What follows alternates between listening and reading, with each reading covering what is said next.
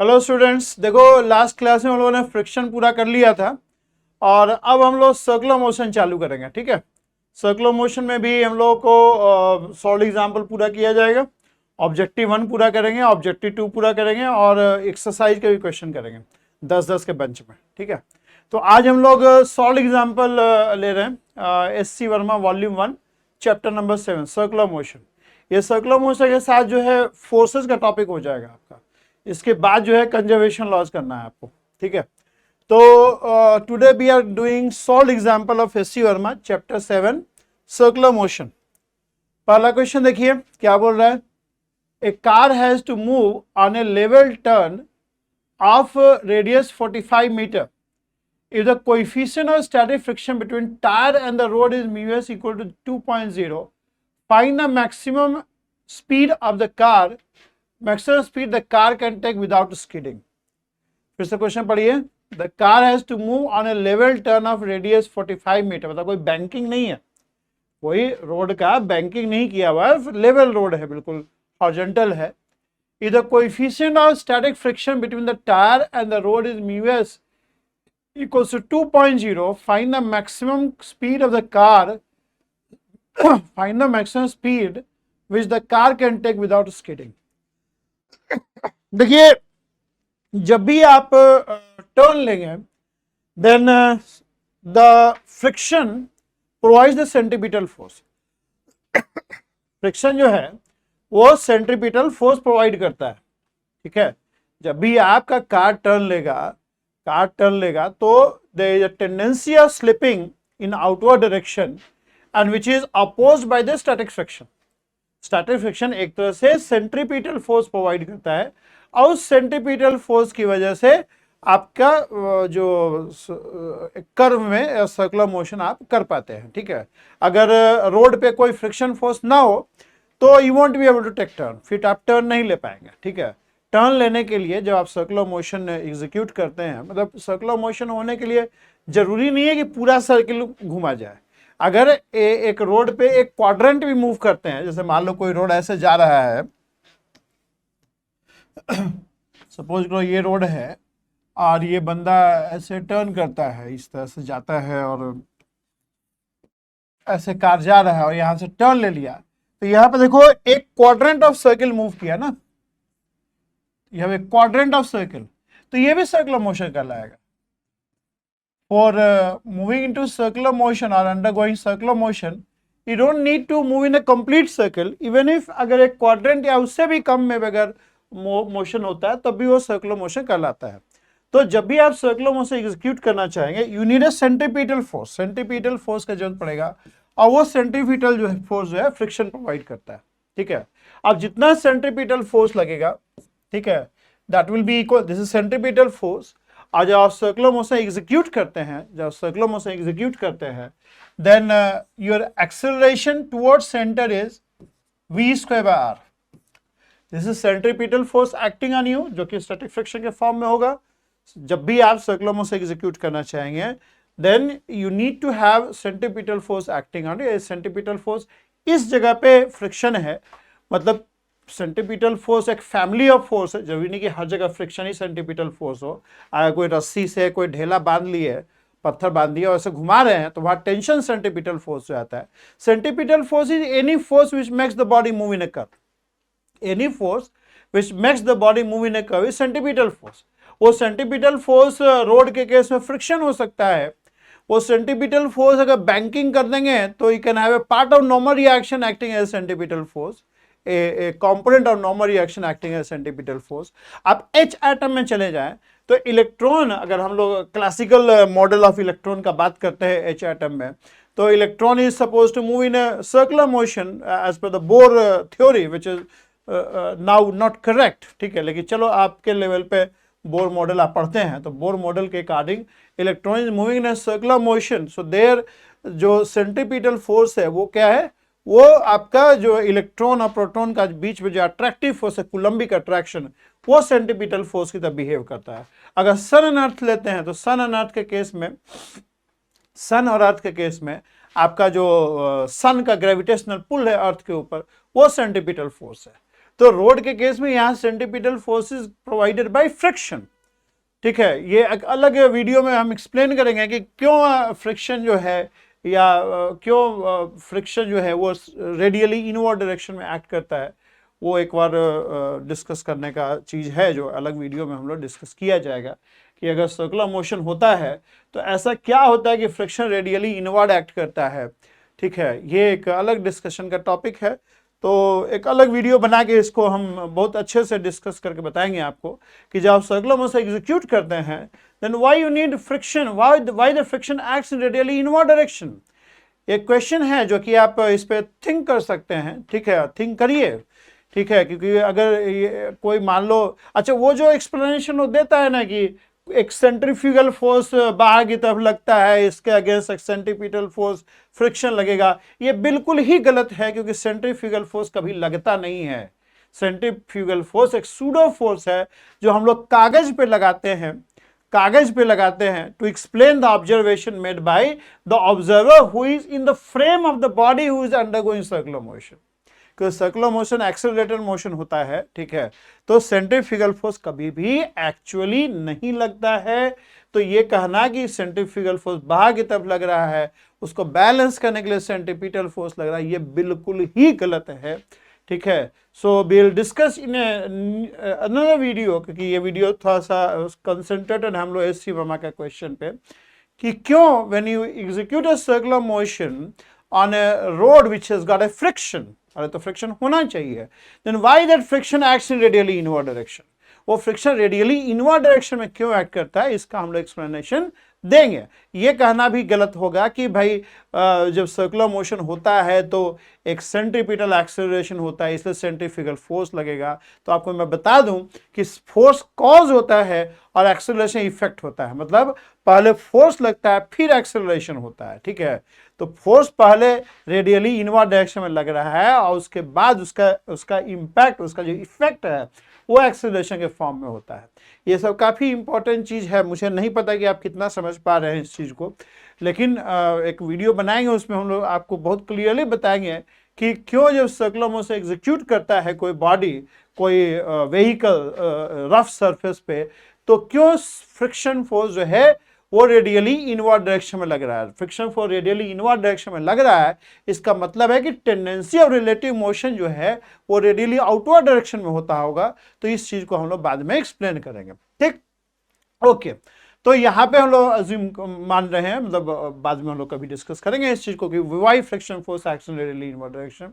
तो जो टर्न लेगा, you have friction force acting radially inward direction, it act as centripetal force over here and that centripetal force will lead to a centripetal acceleration which is given by v square by r, ठीक है। तो this centripetal force will be equal to mass into the centripetal acceleration। I am assuming कि observer जो है बाहर है वो inertial है, ठीक है, ऑब्जर्वर बाहर खड़ा है और वो इनर्शियल है, वो व्हीकल को टर्न लेता हुआ देख रहा है।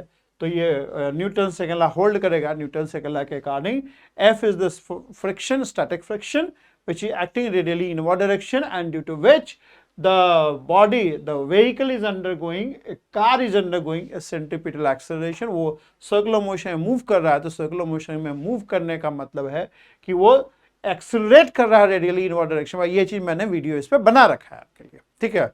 तो वो आप देख लेना कि कैसे वाई इन सर्कुलर मोशन जो एक्सेलरेशन होता है वो रेडियली इनवर्ड होता है। इस चीज पर डिस्कशन हम लोग कर चुके हैं अलग वीडियो में, ठीक है। तो मास इंटू एक्सेलरेशन हो जाएगा। अब क्या बोल रहा है तुमको, maximum speed the car can take without skidding, without slipping car कितना मैक्सिमम स्पीड हो सकता है। तो द वेलोसिटी, जो maximum of this velocity which you can have will be decided by the maximum of the friction force which you can have.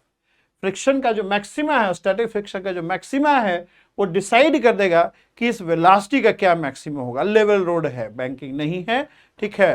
तो the friction, static friction का maxima है, that is going to decide the maxima of this velocity, ठीक है। उससे ज्यादा velocity से आप turn नहीं ले सकते हैं, टर्न लेंगे तो स्किड कर जाएंगे, स्लिप कर जाएंगे।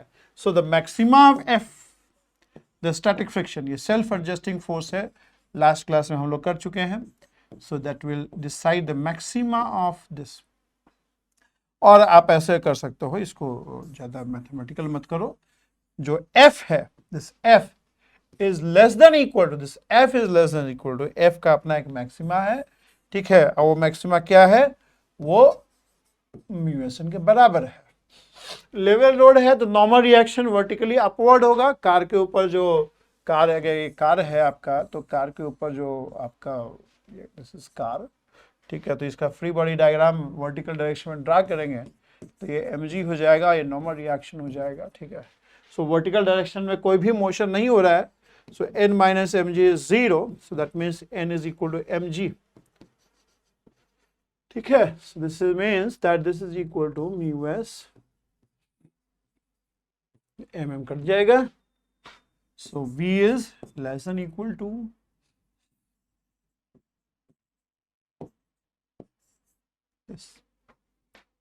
वैल्यू पुट कर लें, so v mu S is 2, g का वैल्यू क्या लोगे बताओ, 10 ले लो, या एक बार देख लेंगे 45, ठीक है, तो 45 दूनी 90, 930, यानी v जो होना चाहिए वो 30 या 30 से कम होना चाहिए, मतलब maximum value of v which you can have for this friction force is going to be 30 meter per second, 30 meter per second, ठीक, किलोमीटर पर आवर में कन्वर्ट कर रखा है, कोई बात नहीं। Okay, so this is the first question. ये देखो, a circular track of radius 600 meter is to be designed for car at an average speed of 180 km per hour. What should be angle of banking of the track? अच्छा, मतलब banking को use करके हम लोग circular motion execute करवाना चाहते हैं, मतलब फ्रिक्शन पे हम डिपेंडेंट नहीं चाहते हैं, ठीक। और तो वेलोसिटी इसको 180 जो लिखा है इसको मीटर पर सेकंड में कर लेते हैं, एसआई यूनिट में 5/18 से गुना करना पड़ता है, पहले भी बता चुके हैं हम, तो ये हो जाएगा 50 मीटर पर सेकंड। ये वेलोसिटी तुमको चाहिए ना, ये वेलोसिटी चाहिए। अब इस वेलोसिटी के लिए जो आपको सेंट्रीपिटल फोर्स रिक्वायर्ड है वो mv²/r, that should B centripetal force, ठीक है। और सर्कुलर ट्रैक जो है उसमें बैंकिंग कर देना है, बैंकिंग मतलब थोड़ा सा जो रोड है ना वो ऐसे होना चाहिए, मतलब थोड़ा सा रोड जो है ना, रोड लेवल ना होके ऐसे होना चाहिए, थोड़ा सा रोड जो है लेवल ना होके थोड़ा सा एंगल पे होना चाहिए, इंक्लाइन प्लेन टाइप होना चाहिए, ठीक। ओके, बढ़िया बात है। अब देखो बैंकिंग, मान लो एंगल थीटा आपको बैंक करना पड़ा, बैंकिंग से देखो क्या होगा, मतलब कार है मान लो, ये अगर हम मान लो ये कार ले लेते हैं, ऐसे कार हो गया, ठीक है। अब बैंकिंग कर दोगे तो क्या होगा, बैंकिंग कर दोगे तो आपका फ्री बॉडी डायग्राम क्या बनेगा, पहले ये देख लो। अगर कार का फ्री बॉडी डायग्राम देखते हैं हम लोग, if I see the free body diagram of car mg, normal reaction हो जाएगा, ठीक, ये नॉर्मल रिएक्शन हो जाएगा। अब ये आपका थीटा हो गया। अब सर्कुलर मोशन जो एग्जीक्यूट करना है तुमको रोड पे, कुछ इस टाइप का सर्कुलर मोशन एग्जीक्यूट करना है, ठीक है। अब देखो इंक्लाइंड रहेगा अगर रोड, तो आप देखो नॉर्मल रिएक्शन जो है ना, नॉर्मल रिएक्शन जो है वो जो नॉर्मल रिएक्शन का कंपोनेंट जो है वो सर्किल के सेंटर के टुवर्ड्स एक्ट करेगा। देखो यहाँ पे जब रोड इंक्लाइन हो जाएगा, ये प्लेन रोड रहेगा, अगर मान लो कोई प्लेन रोड पे कार है ऐसे, ठीक है, तो उस केस में नॉर्मल रिएक्शन, ये आपका सर्कुलर मोशन आपका ऐसा हो गया ना, देखो इस केस में अगर प्लेन रोड होगा तो circular motion will be of this kind, ठीक है। अब ये सर्कुलर मोशन के सेंटर के टुवर्ड्स कोई भी नॉर्मल रिएक्शन का कंपोनेंट नहीं है, नॉर्मल रिएक्शन बिल्कुल वर्टिकल है, ट्रैक से बिल्कुल वर्टिकल है, तो यहाँ पे फ्रिक्शन का नीड था। अब हम क्या कर रहे हैं कि नहीं, हमको फ्रिक्शन पर डिपेंडेंस नहीं चाहिए, हम चाह रहे हैं कि हम बैंक कर दें। बैंक करने से क्या होगा, बैंक करने से नॉर्मल रिएक्शन का एक कंपोनेंट, ये थीटा है तो ये भी थीटा हो जाएगा, नॉर्मल रिएक्शन का एक कंपोनेंट सेंटर के टुवर्ड्स हो जा रहा है, और ये सेंट्रीपिटल फोर्स की तरह बिहेव करा। देखो मैं आपको बहुत क्लियर बता रहा हूं, सेंट्रीपिटल फोर्स जो है वो स्पेसिफिक फोर्स नहीं है, जैसे नॉर्मल रिएक्शन होता है, वेट होता है, फ्रिक्शन होता है, स्पेसिफिक फोर्स है। सेंट्रीपिटल फोर्स एक फैमिली ऑफ फोर्स है। Any force which makes the body move in a curved path is centripetal force, and that centripetal force can be friction. In previous case friction was centripetal force.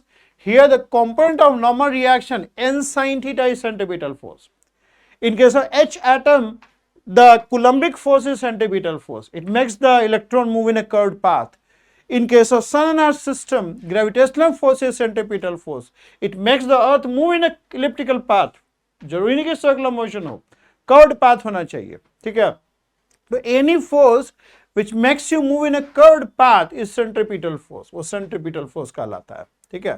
तो यहाँ पे जो centripetal force है वो normal reaction के component हो जाएगा, क्योंकि बैंकिंग कर दिया है आपने। देखो यहाँ पे बैंकिंग नहीं किया है तो नॉर्मल रिएक्शन कोई भी कंपोनेंट सेंटर के टुवर्ड्स नहीं है, सेंटर ऑफ सर्कुलर मोशन के टुवर्ड्स नहीं है। बैंकिंग कर देने से क्या हो जाएगा कि नॉर्मल रिएक्शन का एक कंपोनेंट एन कॉस थीटा तो तुम्हारा ऊपर हो गया, ठीक है, सर्कुलर मोशन का ट्रैक के परपेंडिकुलर, लेकिन N sine theta is in the direction of centre of the circular motion, ठीक है। So N sine theta is going to be R n sin theta is going to be our what normal reaction, the centripetal force, the centripetal force, और n sin theta अगर है centripetal force तो you need to move at 50 meter per second on the circular track, so that will be equal to mass into acceleration. Acceleration क्या हो जाता है, v square by r, where v is the velocity of the car and r is the radius of the track, ठीक। तो n sin theta, what is n? n will be equal to, यहाँ पे vertical में कोई acceleration नहीं है, if I draw your coordinates like this is x axis, this is y axis, there is no acceleration in y direction. Y direction में कोई भी acceleration नहीं है, so I can say n cos theta is equal to mg. So n is mg by cos theta, n is mg by cos theta into sin theta equals to mv square by r. So m will cancel out, ठीक है, m cancel हो जाएगा और यहां से tan theta जो आएगा हमारा is v square by rg. Tan theta is v square by rg and v is what? v is 50 metre पर सेकेंड, तो 50 गुने 50 और ट्रैक का रेडियस कितना है जी, 600 और 10 मान लो तुम्हारा g है, ठीक है। तो ये 2 जीरो तो ऐसे कट गया तुम्हारा, ठीक है, यानी कितना हो जाएगा, 5 दूनी 10, 5/12. So theta is tan inverse pi by 12, ठीक है।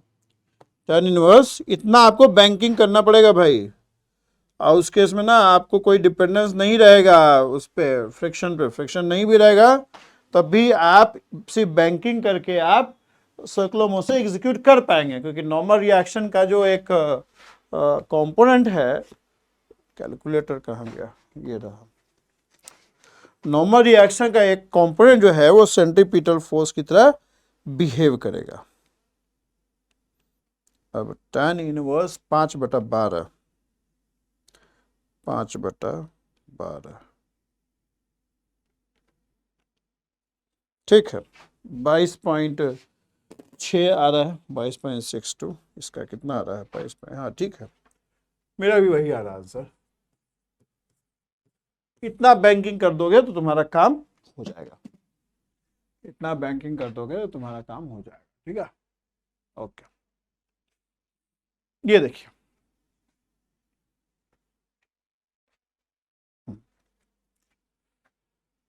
देखो अगला क्वेश्चन देखो क्या बोल रहा है, the particle of mass m is suspended from a ceiling through a string of length l. The particle moves in a horizontal circle of radius r. Find the speed of the particle. Tension in the string. Such a system is called conical pendulum. अच्छा, बढ़िया बात है। Conical pendulum का बात कर रहा है तो कोनिकल पेंडुलम देखो ऐसा होता है कि ये आपका सीलिंग होता है, ठीक है, और जो पार्टिकल जो हो गया स्ट्रिंग हो गया और ये ऑब्जेक्ट हो गया, ठीक है। ऑब्जेक्ट को दूसरे कलर से बना दो, ये ऑब्जेक्ट हो गया। अब इसको जो है ना ऐसा पकड़ लिया, ऐसे ऐसे घुमाओगे ना, कोनिकल पेंडुलम इस टाइप का सर्कुलर मोशन एग्जीक्यूट करेगा। देखो इस टाइप का,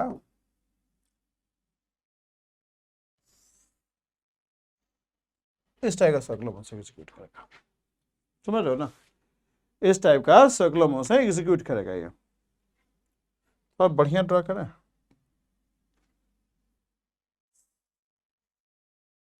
इस टाइप का बड़ा,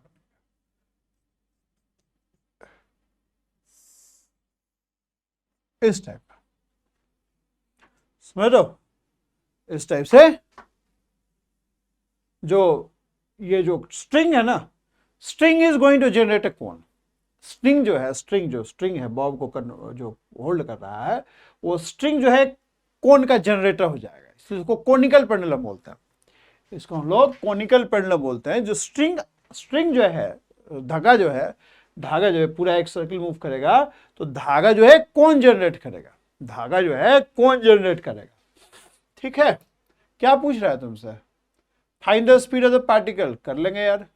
the tension in the string, okay. तो इसका फ्री बॉडी डायग्राम ड्रॉ करो, इसका फ्री बॉडी डायग्राम ड्रॉ करो। ये बॉब हो गया, ठीक। बॉब पे क्या क्या फोर्स लग रहा है? एक तो mg लगेगा, हाथ के साथ इंटरेक्ट करेगा तो mg लगेगा। ये स्ट्रिंग के साथ इंटरेक्ट कर रहा है तो स्ट्रिंग के डायरेक्शन में टेंशन हो जाएगा, ठीक, गुड, ओके। और तो कोई फोर्स है नहीं, स्ट्रिंग के साथ इंटरेक्ट कर रहा हो, हाथ के साथ तो सब लोग करता ही करता है, हाथ के साथ तो सब लोग करता ही है ना, ठीक है। अब ये मान लो अगर सपोज को थीटा है तो अगर ये mg को ऐसे एक्सटेंड करें लाइन तो ये भी थीटा हो जाएगा, ठीक। यही दोनों फोर्स लग रहा है और सर्कुलर मोशन एग्जीक्यूट कर रहा है। तो सर्कुलर मोशन एग्जीक्यूट करने का मतलब कि एक्सेलरेशन इस डायरेक्शन में v square, acceleration is in radially inward direction. कोई भी चीज जो सर्कुलर मोशन एग्जीक्यूट करता है तो बॉडी रेडियली इनवर्ड डायरेक्शन में एक्सेलरेट करता है, बॉडी रेडियली इनवर्ड डायरेक्शन में एक्सेलरेट करता है, ठीक है। तो एक्सेलरेशन जो है रेडियली इनवर्ड डायरेक्शन में है and that acceleration is v square by r where r is this radius of the circular motion, ठीक। अब फ्री बॉडी डायग्राम ड्रा कर लिया हम लोगों ने। अब क्या करना है? अब इसका कोऑर्डिनेट सिस्टम ड्रा करो। कोऑर्डिनेट सिस्टम ऐसा ड्रा करो कि ज्यादा से ज्यादा फोर्स एक्सिस के लॉन्ग आ जाए और एक्सिस भी जो एक्सेलरेशन है वो भी एक्सिस के लॉन्ग आ जाए। कोऑर्डिनेट सिस्टम ऐसा ड्रा करो कि ज्यादा से ज्यादा फोर्स एक्सिस के लॉन्ग आ जाए और जो एक्सेलरेशन है वो भी एक्सिस के लॉन्ग आ जाए। तो कोऑर्डिनेट सिस्टम कुछ ऐसा ड्रा कर लो, दिस इज y, ठीक, okay. Now let's apply Newton's law. y direction में कोई भी एक्सेलरेशन नहीं है, so t cos theta is equal to mg। और x डायरेक्शन में जो कि रेडियली इनवर्ड डायरेक्शन में है, the force acting is t sin theta and acceleration is centripetal acceleration, जो कि सर्कुलर मोशन एग्जीक्यूट हो रहा है। So this will be the centripetal acceleration. v square bar क्या है? सेंट्रीपिटल एक्सेलरेशन है, मास into acceleration. This is acceleration which you have when the body executes circular motion, when the body is executing a circular motion. क्या find करना है तुमको? Speed निकालना है, tension निकालना, निकल जाएगा। आप डिवाइड कर दो, डिवाइड कर दोगे तो ये तुम्हारा 1 है और ये 2 है, तो एक बार 2/1 कर देंगे तो क्या बन जाएगा तुम्हारा? ये हो जाएगा tan theta equals to v square R G. तो थीटा क्या लिखा है? टेंशन पूछा है क्या? अच्छा v स्क्वायर तो आ ही गया ना तुम्हारा, v is R G tan theta and t is what? mg by cos theta.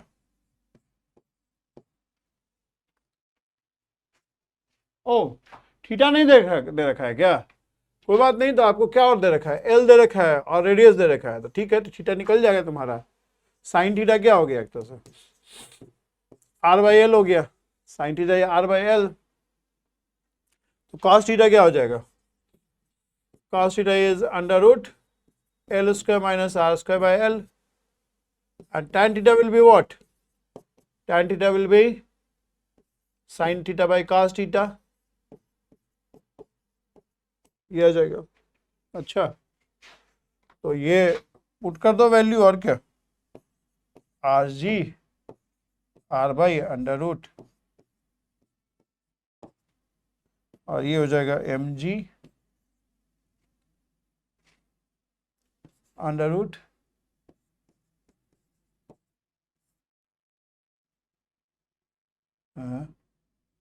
Sorry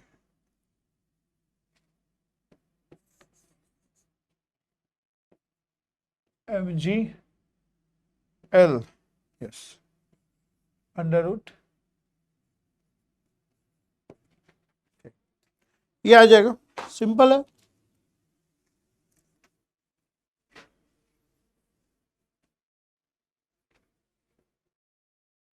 ठीक है, आर बाहर निकाल दिया, ठीक है, ओके, गुड, चलेगा। नेक्स्ट क्वेश्चन करते हैं, क्या बोल रहा है। One end of massless spring constant 100 Newton per meter and natural length 0.5 meter is fixed. One end of massless spring constant 100 Newton per meter, natural length 0.5 meter is fixed, and other is connected to a particle of mass 0.5 kg lying on a frictionless horizontal table. बढ़िया, the spring remains horizontal if the mass is made to rotate at an angular velocity of 2 radian per second. Find the elongation of the spring. Diagram draw करो, ये and fix है, ये spring हो गया, ये body हो गया mass same. अब इसको क्या कर रहे हो तुम, इसको सर्कुलर मोशन एग्जीक्यूट करवा रहे हो, ठीक है। अब सर्कुलर मोशन एग्जीक्यूट कर रहा है, स्ट्रेच हो रहा है, तो स्ट्रेच होगा तो इस पे एक फोर्स लगाएगा रेडियल इनवर्ड डायरेक्शन में, वो कितना फोर्स लगाएगा, के x, where x is the extension in the spring, where x is the extension in a spring। अगर सर्कुलर मोशन एग्जीक्यूट कर रहा है, इसका मतलब ये एक्सेलरेट कर रहा है रेडियल इनवर्ड डायरेक्शन में, और रेडियल एक्सेलरेशन कितना होता है, सॉरी रेडियल बोल रहा है, सेंटीमीटर एक्सेलरेशन कितना होता है, v स्क्वायर आर, या इसको हम लोग ऐसे भी लिखते हैं, और v is omega r, so it is omega square R, सिंपल है। The centripetal force is kx, चूंकि इलोंगेट होगा तो एक स्प्रिंग अपनी तरफ फोर्स लगाएगा, जब स्प्रिंग को एक्सटेंड करोगे, स्प्रिंग को स्ट्रेच करोगे, तो स्प्रिंग अपने आप को, अपने नेचुरल को रिटर्न करने की कोशिश करेगा, और वो बॉडी को अपनी तरफ खींचेगा, that is kx, and that is equal to mass into acceleration, mass into acceleration, acceleration omega square R. तो इलांगेशन कितना हो जाएगा बताओ, अच्छा ओमेगा स्क्वायर आर, आर क्या हो जाएगा भाई, R is going to be, R जो होगा तुम्हारा वो हो जाएगा natural length plus extension, natural length plus extension, natural length plus extension, वही आर हो जाएगा ना, रेडियस ऑफ सर्कुलर मोशन, क्योंकि वो तो इलांगेट हो गया तुम्हारा, इलांगेट हो जाएगा तो मान लो X is the elongation, then L plus L is the natural length, L is the natural which is given to you 0.5 meter, X is the extension, ठीक है। तो आपको क्या निकालना है, elongation निकालना है, X निकालना है आपको। तो इधर अगर kx, तो x वाला भी इधर ही लाओ, x एक जगह ले आओ ना अननोन को, फिर निकल जाएगा। So x is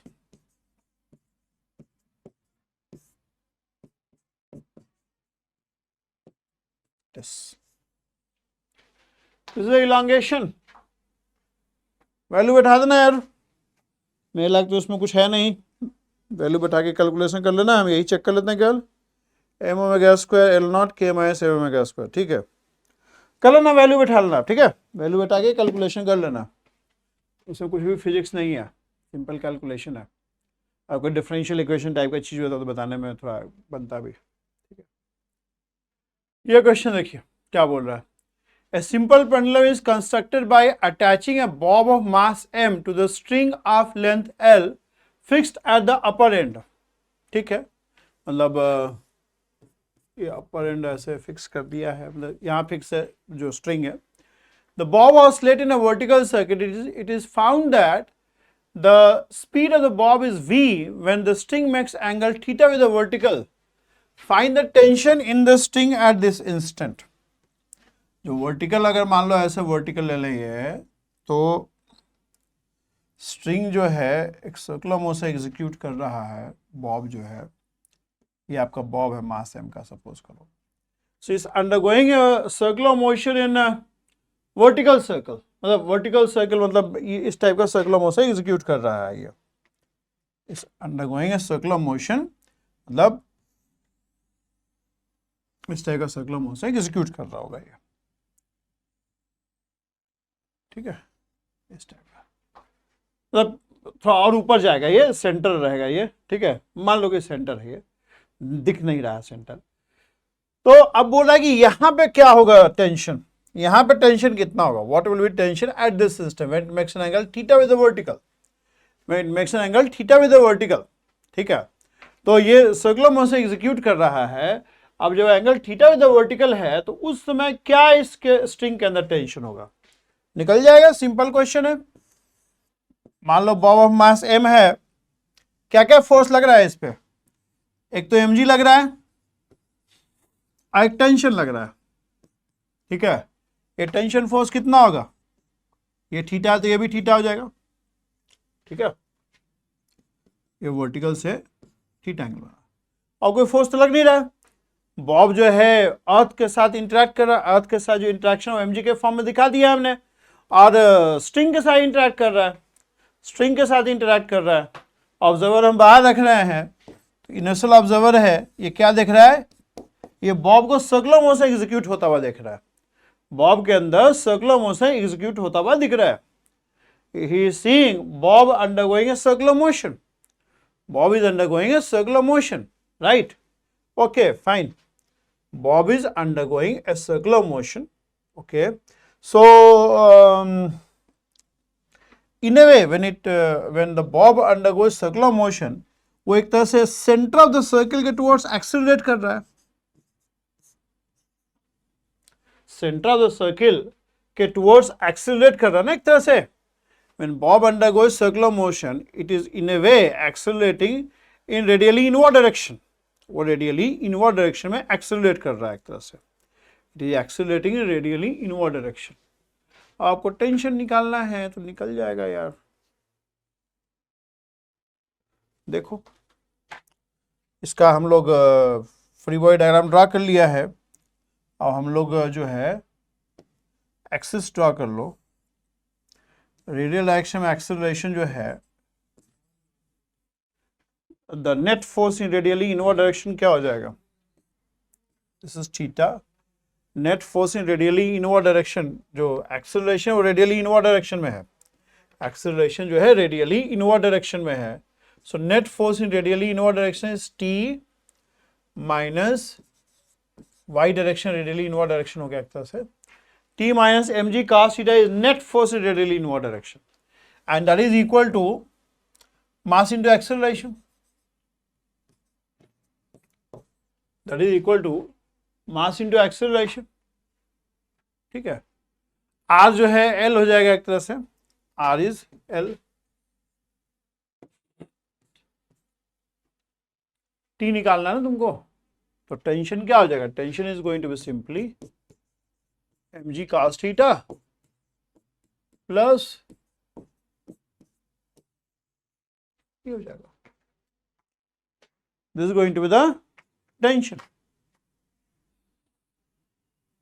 ठीक है, या और एक एक्सेलरेशन mg रेडियल के पैरेलल भी होगा, that is mg sin theta force लग रहा है, उसके से जो है वो टेंजेंशियल वेलोसिटी घटता जाएगा. mg sin थीटा की वजह से टेंजेंशियल वेलोसिटी जो है ना वो घटता जाएगा. वेलोसिटी का डायरेक्शन ये है ना, बेसिकली ये वेलोसिटी फॉल करेगा mg sin थीटा की वजह से, mg sin थीटा की वजह से ये वेलोसिटी फॉल करेगा.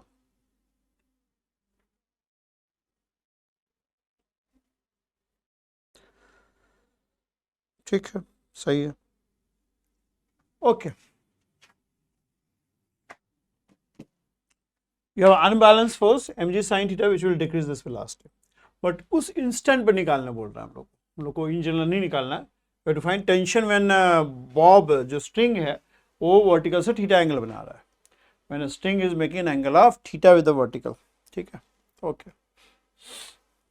ये क्वेश्चन देखो क्या बोल रहा है, a cylindrical bucket filled with water is whirled around in a vertical circle of radius r. What can be the minimum speed at the top of the path if water does not fall out from the bucket? देखो एक बाल्टी है और बाल्टी में पानी भरा हुआ है, ठीक है, ऐसे देखो है, ये बाल्टी है, अब बाल्टी में जल भरा हुआ है, क्या भरा हुआ है, जल भरा हुआ है, ठीक। अब इसको जो है हम क्या कर रहे हैं कि इसको धागे से, ये मान लो धागा है और ये सेंटर हो गया, और इसके बाद बाल्टी को पूरा ऐसे घुमा रहे हैं, है ना, बाल्टी को ऐसे घुमा रहे हैं वर्टिकल सर्कल में घुमा रहे हैं। तो पूछ रहा है कितना मिनिमम स्पीड होना चाहिए ताकि पानी उसमें से नहीं गिरे। मतलब जब ये टॉप पे जाए, जब ये टॉप पे जाएगा, when it goes on the top, ये बाल्टी जब यहां से होते हुए ऊपर मूव कर रहा है तो यहां पे पानी नहीं गिरना चाहिए। ये बोल रहा है कितना स्पीड होना चाहिए, मिनिमम तुम्हारा कितना स्पीड होना चाहिए ताकि ऊपर में जाने पे भी पानी नहीं गिरे। इसको मान लो ब्लैक कलर से या कैसे करें, ये ले लो, ये बाल्टी का रंग थोड़ा ऐसा कर दिया, व्हाइट बैकग्राउंड है ना। तो कह रहा है कितना स्पीड होना चाहिए ताकि पानी इसमें से नहीं गिरे। बाल्टी में से जब ऊपर जाए ना, तो ऊपर जाने पे जो पानी है बाल्टी से तो उल्टा हो जाएगा ना जी, मतलब ये अभी इसका जो बॉटम है वो ऊपर हो जाएगा, टॉप जो है नीचे हो जाएगा। तो कह रहा है कितना मिनिमम स्पीड होना चाहिए ताकि बाल्टी से पानी नहीं गिरे, बाल्टी से पानी नहीं गिरे। अच्छा ये बताओ, बाल्टी और पानी के बीच में फोर्स ऑफ इंटरेक्शन क्या है? What is force of interaction between the bucket and the water? It is normal reaction। जो यहाँ normal reaction लग रहा है वही जो बकेट और वाटर के बीच में जो फोर्स ऑफ इंटरेक्शन है वही है, ठीक है। तो जब तक ये force of interaction non zero रहेगा, जब तक ये फोर्स ऑफ इंटरेक्शन n जो है greater than equal to zero रहेगा, तब तक समझो बाल्टी और पानी एक साथ रहेगा, ठीक है, तब तक बाल्टी और पानी जो है एक साथ रहेगा। तो इसी चीज को थोड़ा सा ध्यान में रखिए, जब तक कि बकेट और पानी के बीच में जो फोर्स ऑफ इंटरेक्शन है, मतलब पानी बकेट छोड़ देगा व्हेन n इज मतलब पानी जो है बाल्टी के साथ रहेगा when n is greater than equal to zero. n अगर greater than equal to zero है तब तक पानी और बाल्टी साथ साथ है, ठीक है। If n does not satisfy this, mathematically n less than zero होता है, लेकिन फिजिकली इसका मतलब होता है कि वो डिटैच हो गया है, ठीक है। तो जब तक n greater equal to zero है, n is a normal reaction which the bucket exert on water and water exert on the bucket, vice versa, Newton's third law जो यूज करते हैं हम लोग, ठीक है। तब तक ये जो पानी रहेगा वो बकेट में रहेगा, ठीक है। तो टॉप पोजीशन पे थोड़ा फ्री बॉडी डायग्राम ड्रा कर लिया जाए। Let's draw the free body diagram of the water and the bucket. ये मान लो बकेट है और ये एक पूरा जो है हम लोग वाटर का ये बकेट हो गया, ठीक। और पानी का जो पूरा है सिस्टम कुछ ऐसा है, ये पानी है ना, ये पानी है। पानी और बकेट को अलग अलग कर दिए हैं, पानी और बकेट को अलग अलग कर दिए हैं हम लोग, ठीक। ऑलराइट, वी हैव पानी और बकेट को अलग अलग कर दिया। अब पानी के ऊपर फ्री बॉडी डायग्राम क्या होगा? एक तो हो गया mg, मान लो कि वाटर जो फिल किया हुआ है उसका मास m है, m is the mass of water, ठीक। तो mg is the force of interaction which the water has with the earth, water has with the earth. और नॉर्मल रिएक्शन, पानी जो है इस पे बकेट पे नॉर्मल रिएक्शन इस डायरेक्शन में लगाएगा, ठीक है। तो बकेट जो है पानी के ऊपर नॉर्मल रिएक्शन इस डायरेक्शन में लगाएगा, ठीक। और पानी का जो, चूंकि ये सर्कुलर मोशन में है, आपको लेंथ दिया है ना, आर रेडियस दे रखा है ना, आर रेडियस दे रखा है, तो इसका जो एक्सेलरेशन है, सेंट्रीपिटल एक्सेलरेशन, वो रेडियली इनवर्ड हो जाएगा, कितना, v square by R. v square R will be the radial acceleration in, मतलब radially inward direction, centripetal acceleration बोलता है। So centripetal acceleration v square by R, since the water is moving in a circular path, तो जो acceleration होगा water का for observer on the ground, for the observer on the ground, the acceleration of water is radially inward, मतलब centripetal acceleration is v square by r. So what is the net force acting in radially inward direction? Net force acting in radially inward direction is n plus mg, and that should be equal to mass into centripetal acceleration. ठीक, mass into centripetal acceleration. So your n is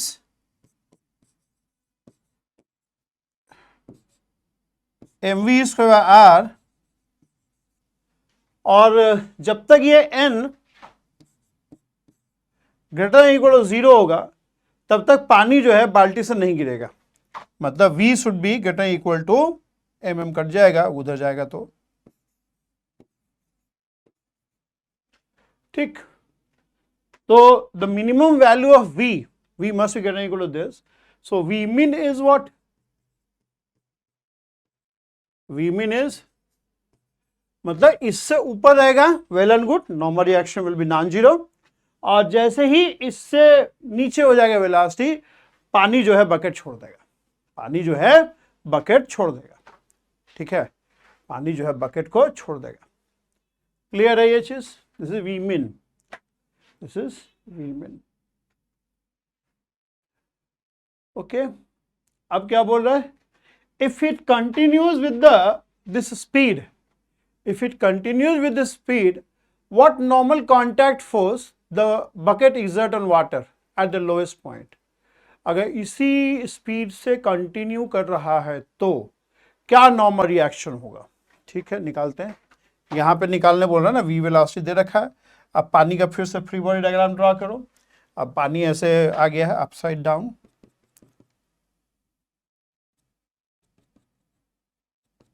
ये पानी हो गया है, ठीक। अब पानी का फ्री बॉडी डायग्राम क्या होगा, mg, ठीक, और नॉर्मल रिएक्शन पानी पे अपवर्ड डायरेक्शन में लगाएगा बकेट, और बकेट पे, अच्छा ये देखो पानी जो है बकेट पे नॉर्मल रिएक्शन डाउनवर्ड लगाएगा, अब बकेट जो है पानी पे अपवर्ड डायरेक्शन में लगाएगा। एक्सेलरेशन रेडियली इनवर्ड है, वही v square by R. So net force in upward direction क्या हो जाएगा, n minus mg, and that should be equal to mass into acceleration. v जो है v min ही है, लिख रखा है कि यही वेलोसिटी से कंटिन्यू कर गया है, तो क्या आ जाएगा, G R upon R, R R cut गया। So n will be equal to 2mg, n will be equal to twice of mg, n will be twice of mg, ठीक, ओके, ठीक है।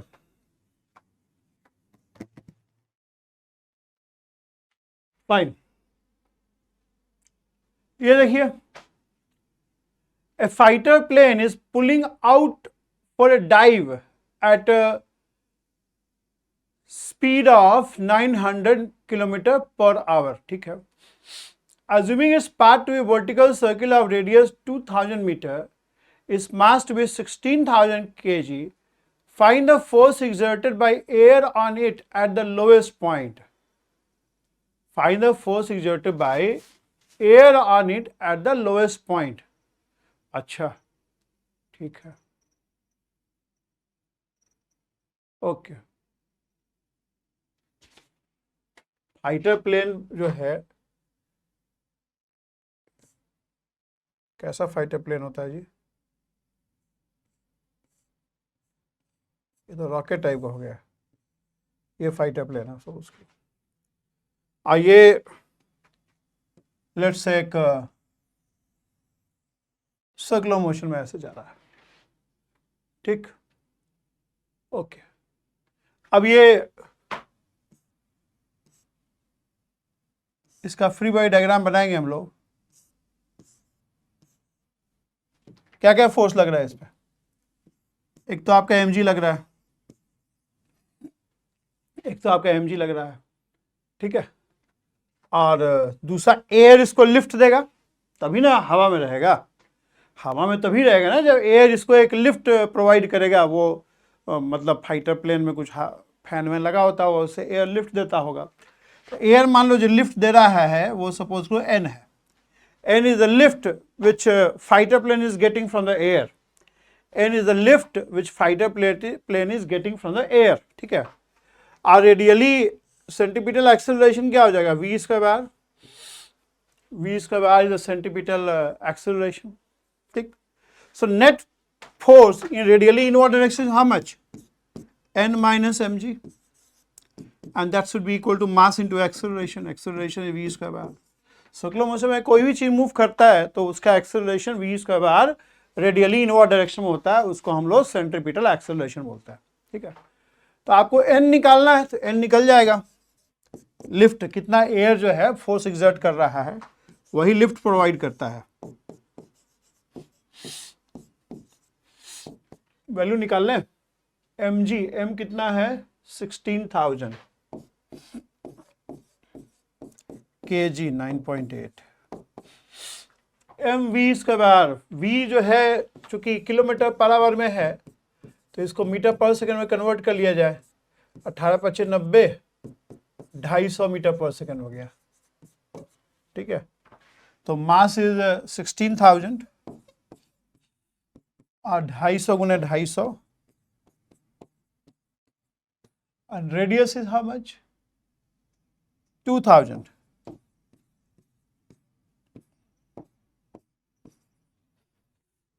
तो ठीक है,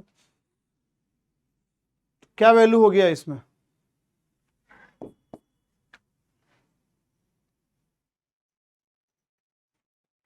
पच्चीस 200, 2000, 2000 गुने 250, 2000 गुने 250 मतलब हो गया 50 पे 4 शून्य, है ना।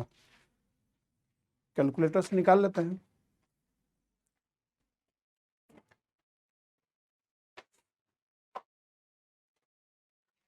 सोलह 1000 गुने 9.8 हो गया आपका 156 प्लस 250 गुने 250 गुने 8, 5 लाख। कितना हो जाएगा? 656 न्यूटन, इतना न्यूटन।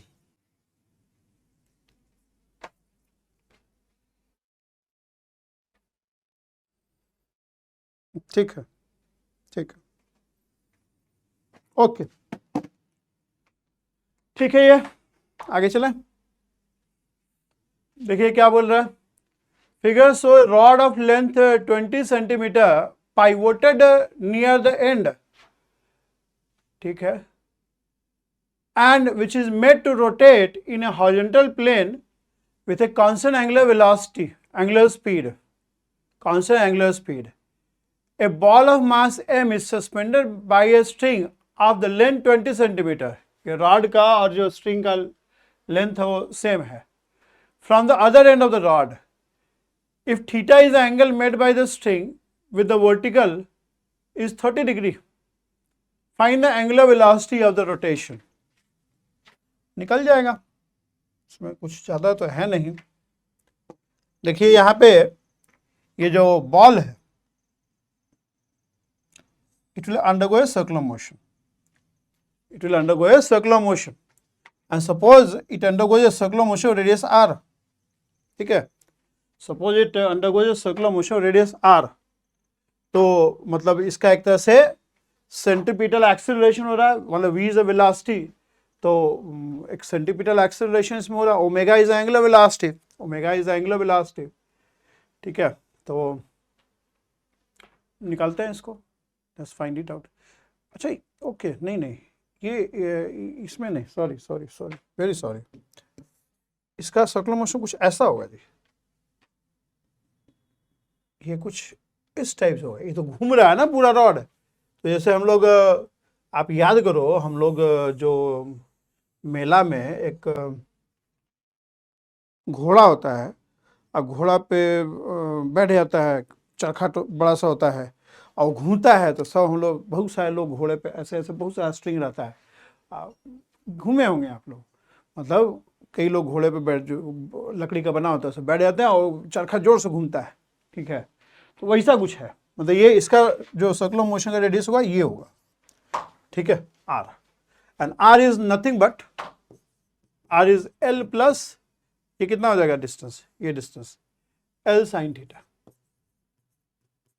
ये आर हो जाएगा, ठीक। फ्री बॉडी डायग्राम पहले ड्रा कर लो इस बॉल का।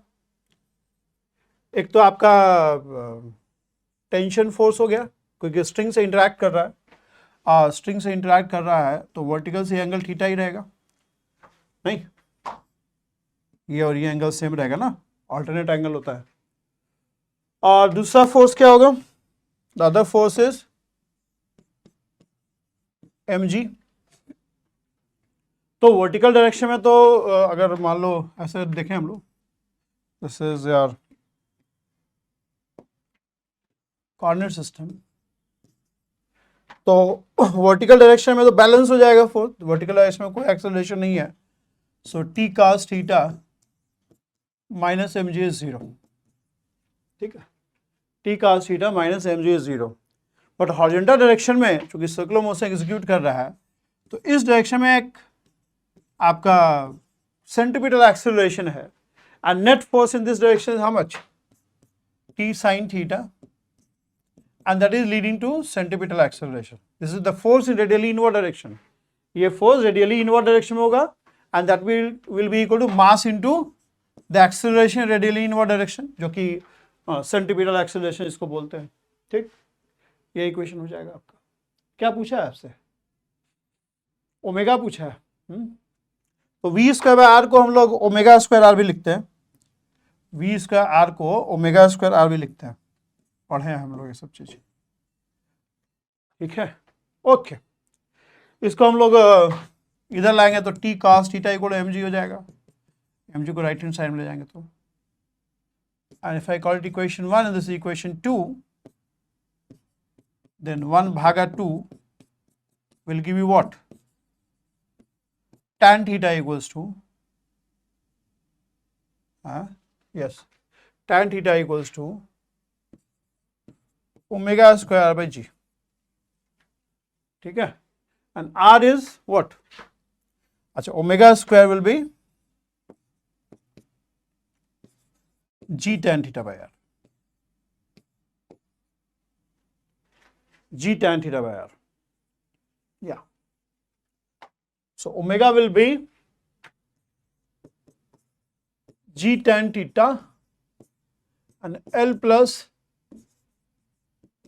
L sin theta under root, ये हो जाएगा ओमेगा। बहुत इजी क्वेश्चन है, यस, ठीक है, okay. Theta is given to you, आप कैलकुलेट कर सकते हैं। ये देखिए, ये क्वेश्चन क्या बोल रहा है, the blocks each of mass m are connected to the end of a light frame as shown in figure, the frame is rotated about vertical line of symmetry, the rod breaks if tension it exceeds T naught, find the maximum frequency with which the frame can be rotated without breaking the rod। निकल जाएगा। आप जो मास m है इसका free body diagram draw कर दीजिए, तो mg हो गया, ठीक है, mg is the force in downward direction, और लेफ्ट डायरेक्शन में जो फोर्स है, इफ रॉड में टेंशन मान लो T है, if tension in the rod is T, tension in the rod is T, तो ये जो टी होगा इनफैक्ट या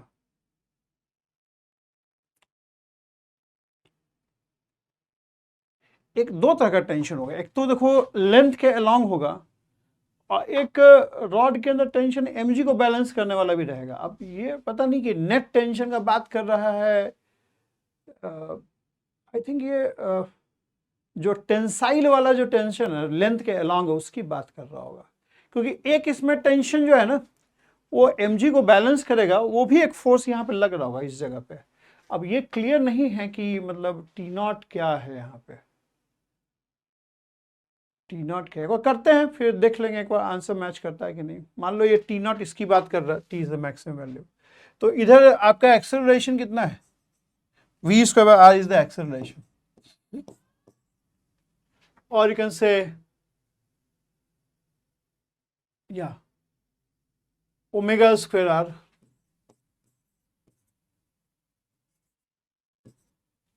और omega square r, this is okay.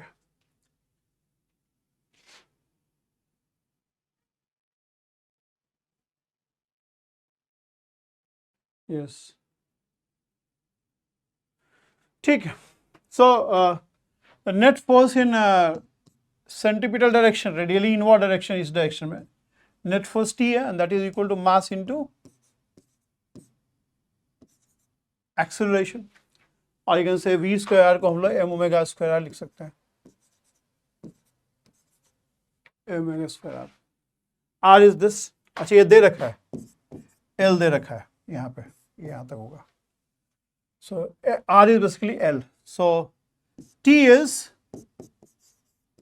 m omega square l and this must be less than equal to t naught, ये t जो है it must not exceed t naught, t should not exceed t naught, यानी omega will be less than equal to what, t naught by ml,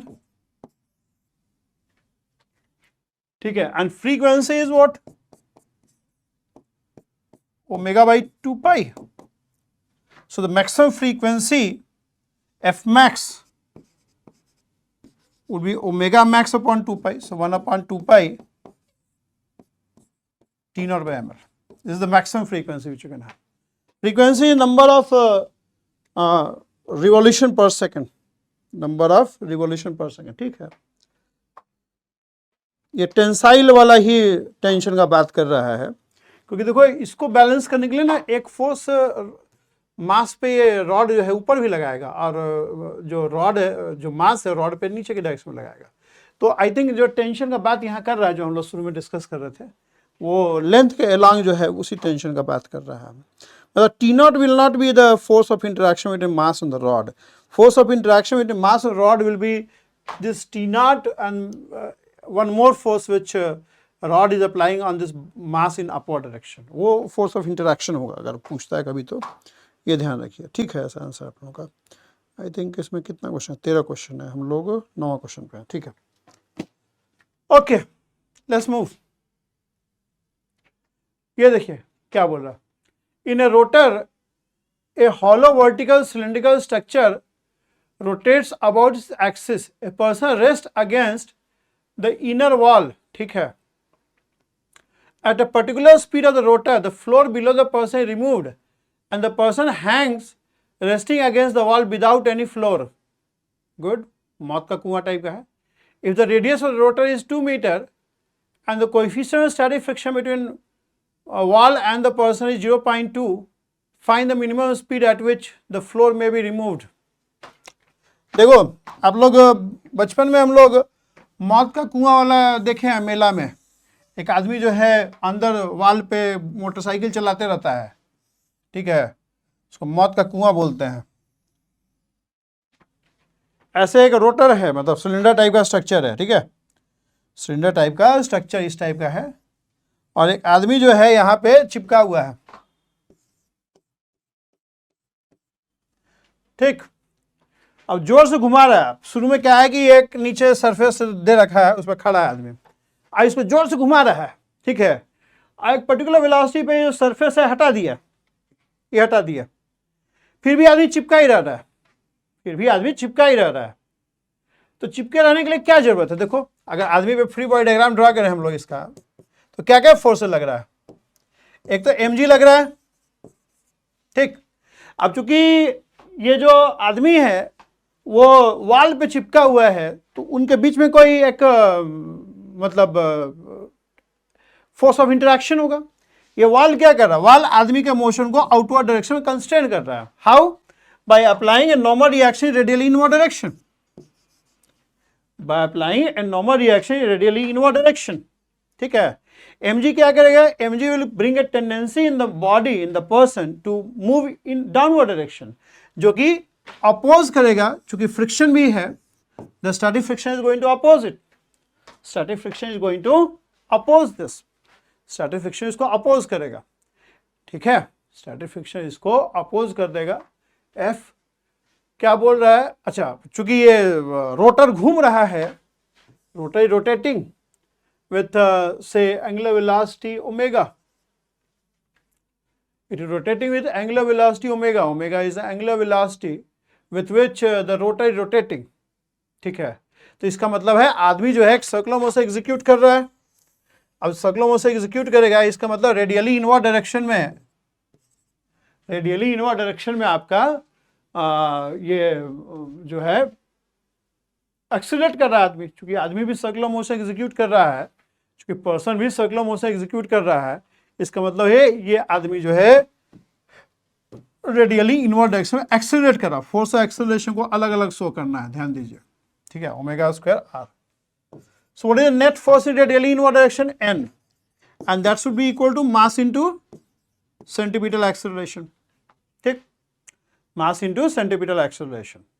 और ये जो static friction है, it must this static friction F must adjust itself to such a value that F minus mg becomes 0, तभी वो person जो है stick करता रहेगा, स्लिप नहीं करेगा।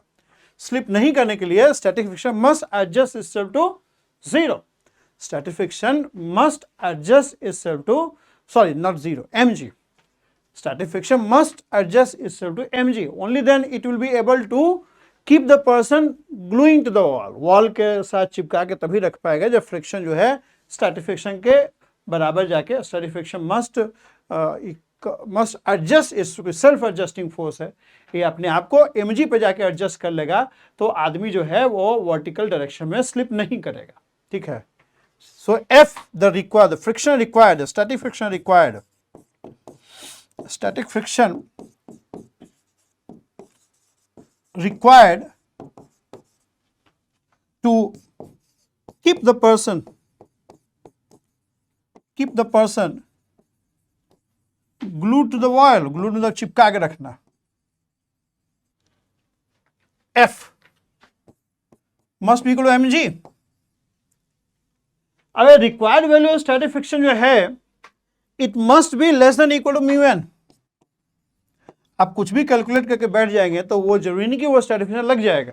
ये जो रिक्वायर्ड वैल्यू है वो स्टैटिक फ्रिक्शन के लिमिटिंग वैल्यू के अंदर होना चाहिए, तभी ये फ्रिक्शन एक्चुअली लग पाएगा। हमने यहां से निकाल लिया कितना स्टैटिक फ्रिक्शन चाहिए। अब ये स्टैटिक फ्रिक्शन तभी लगेगा जब ये रिक्वायर्ड वैल्यू जो है आपका स्टैटिक फ्रिक्शन का जो लिमिटिंग वैल्यू है उसके अंदर लाई करे। स्टैटिक फ्रिक्शन के लिमिटिंग वैल्यू के अंदर लाई करेगा तभी ये फ्रिक्शन लग पाएगा। अब n क्या है? n देखो यहां से, n is m omega square R, ठीक है। तो यहां से क्या समझ में आ रहा है? यहां समझ में आ रहा है कि omega square R must be greater equal to g, omega must be greater equal to under g by r, it must be greater equal to under g by r. Sorry, we have missed mu. We have missed mu. So omega square must be greater equal to g by mu r. I think we have mu, right? We have mu. So omega square must be greater than g by r mu. So omega min, minimum जो rotation का जो velocity है, क्या किसका पूछा है? Minimum speed at which angular velocity ही निकाल देते हैं, ठीक है। Angular velocity minimum angular velocity कितना निकालोगे, जी का वैल्यू क्या बोला 10, आर का वैल्यू क्या है 2 मीटर और ये 0.2 है, जगह 10/2 यानी 5 रेडियन पर सेकेंड, ठीक है। 5 रेडियन पर सेकेंड मिनिमम तुमको घुमाना पड़ेगा ताकि आदमी जो है उसके साथ चिपका रहे। और अगर वेलोसिटी पूछ रहा है तो उस केस में आप आर से गुना कर दीजिए तो लीनियर वेलोसिटी आ जाएगा, जो कि इसमें लिखा है। एंगुलर वेलोसिटी तो 5 है, आप 2 मीटर गुना कर दोगे तो लीनियर वेलोसिटी है, पर्सन का पूछ दिया है। तो ये ऐसे तो देखो रोटर का एंगुलर वेलोसिटी ही लिखना चाहिए, बट आदमी का वेलोसिटी जो हो जाएगा ओमेगा इंटू आर होता है, तो 10 मीटर पर सेकेंड हो जाएगा, आर 2 है, ठीक है। एंगुलर वेलोसिटी ऐसे पूछना चाहिए सवाल में, ठीक है। Okay okay fine good. ये देखो question, a hemisphere bowl of radius R is set rotating about the axis of symmetry which is kept vertical. अच्छा, एक हेमिस्फेरिकल बाउल है, ऐसे ये बाउल हो गया, और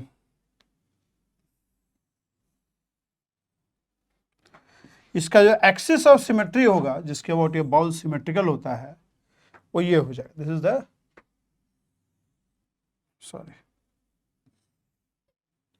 this is the axis of symmetry, जिसके अबाउट ये रोटेट कर रहा है, ठीक।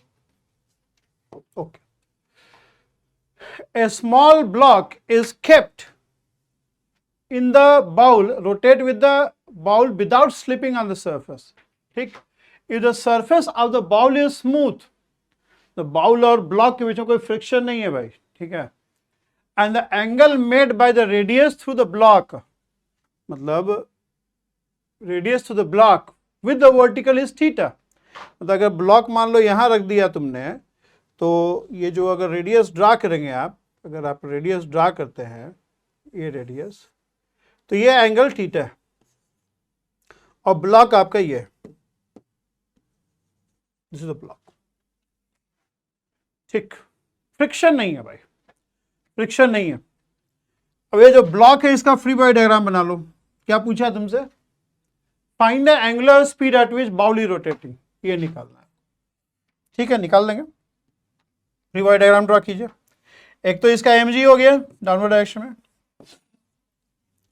बाउल के साथ इंटरेक्ट कर रहा है, बाउल क्या कर रहा है, इसके मोशन को इस डायरेक्शन में कंस्ट्रेन कर रहा है। कैसे कंस्ट्रेन कर रहा है, by applying a normal reaction in direction opposite to the direction which motion is constrained. जिस डायरेक्शन में मोशन कंस्ट्रेंड है उसके ऑपोजिट डायरेक्शन में नॉर्मल रिएक्शन लगाएगा, तो ये परपेंडिकुलर डायरेक्शन में नॉर्मल रिएक्शन लगाएगा। और चूंकि बाउल है, स्फेयर का पार्ट है, तो स्फेयर का परपेंडिकुलर जो है सेंटर से पासिंग होता है, तो ये आपका नॉर्मल रिएक्शन हो गया।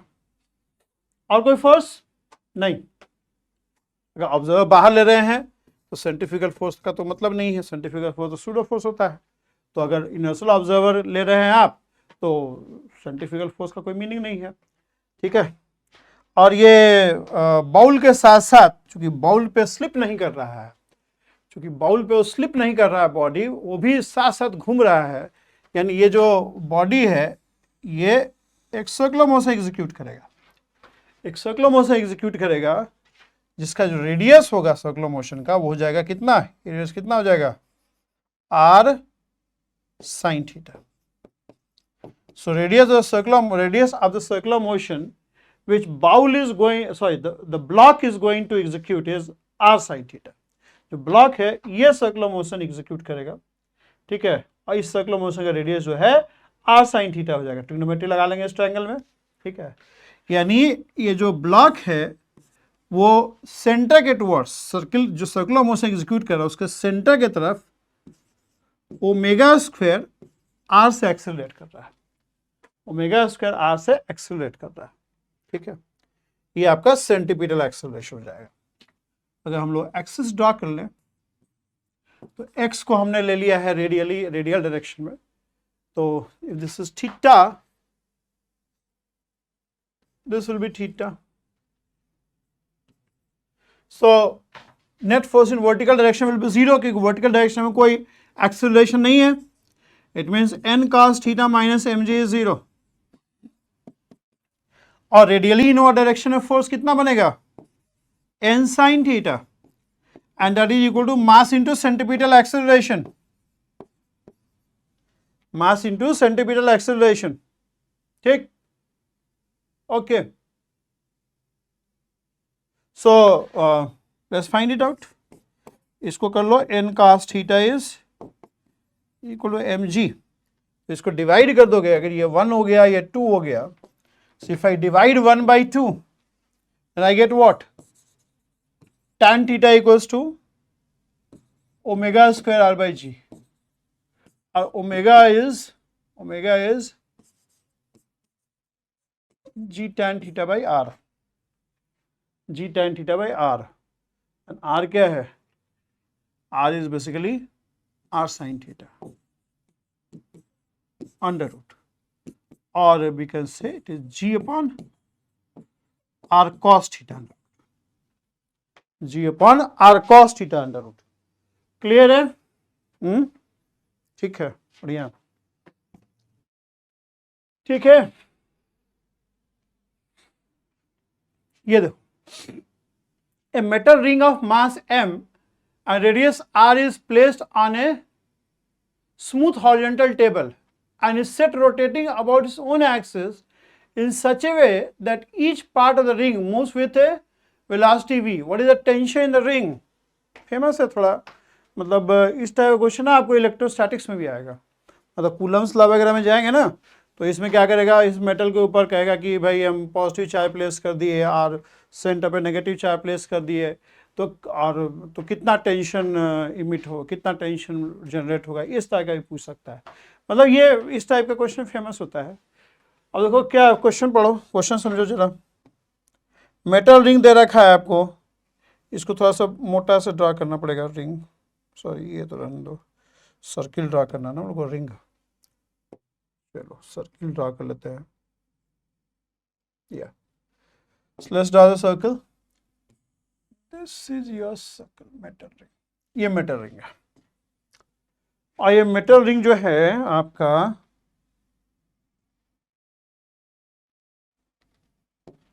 अपने एक्सिस के अबाउट ओमेगा से घूम रहा है, ठीक, ओमेगा से घूम रहा है, और बोला टेंशन कितना होगा, ओमेगा क्या, वी मतलब V is omega R basically, V से घूम रहा है, मतलब V by R is going to be omega, omega का नीड नहीं है ऐसे, मतलब जो टेंजेंशियल वेलोसिटी है ओमेगा एंगुलर वेलोसिटी हो जाएगा, तो इसका जो यहाँ जो वेलोसिटी हो जाएगा that will be V, and V is nothing but omega R, ठीक है, फॉरगेट ओमेगा, वी ही ले लो बल्कि, ठीक है, सर्किल घूम रहा है such that the tangential velocity is V, such that tangential velocity is we.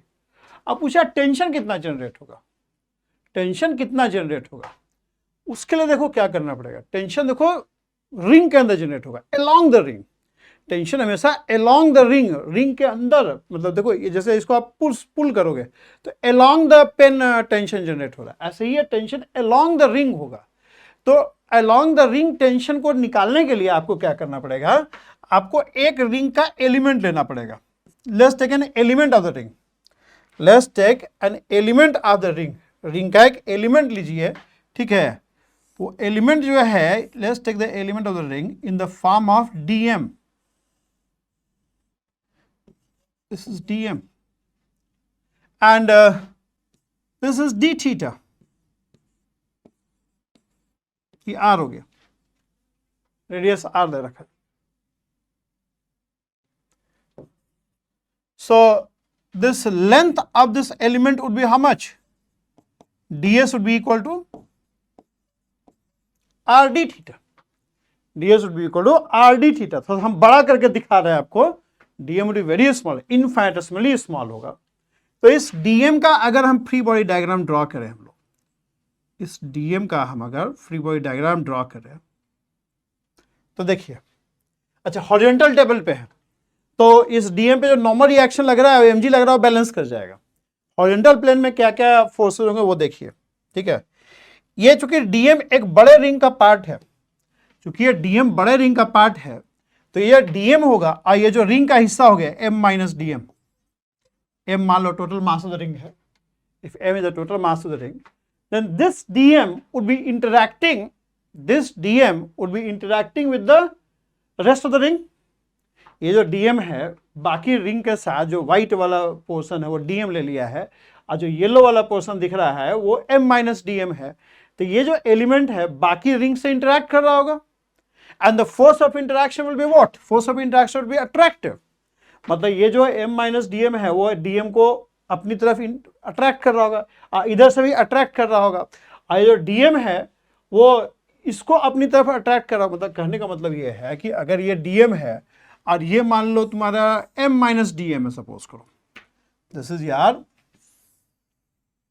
M minus DM, तो अब ये जो डीएम है इसको इधर इंटरेक्ट कर रहा होगा, इधर अट्रैक्ट कर रहा होगा टेंशन फोर्स से, टी इज अ टेंशन, इसी टी से जो है एम माइनस डीएम इसको अट्रैक्ट कर रहा होगा और ये जो डीएम है इसको इधर से पुल कर रहा होगा, एक्शन रिएक्शन फोर्सेज है ना,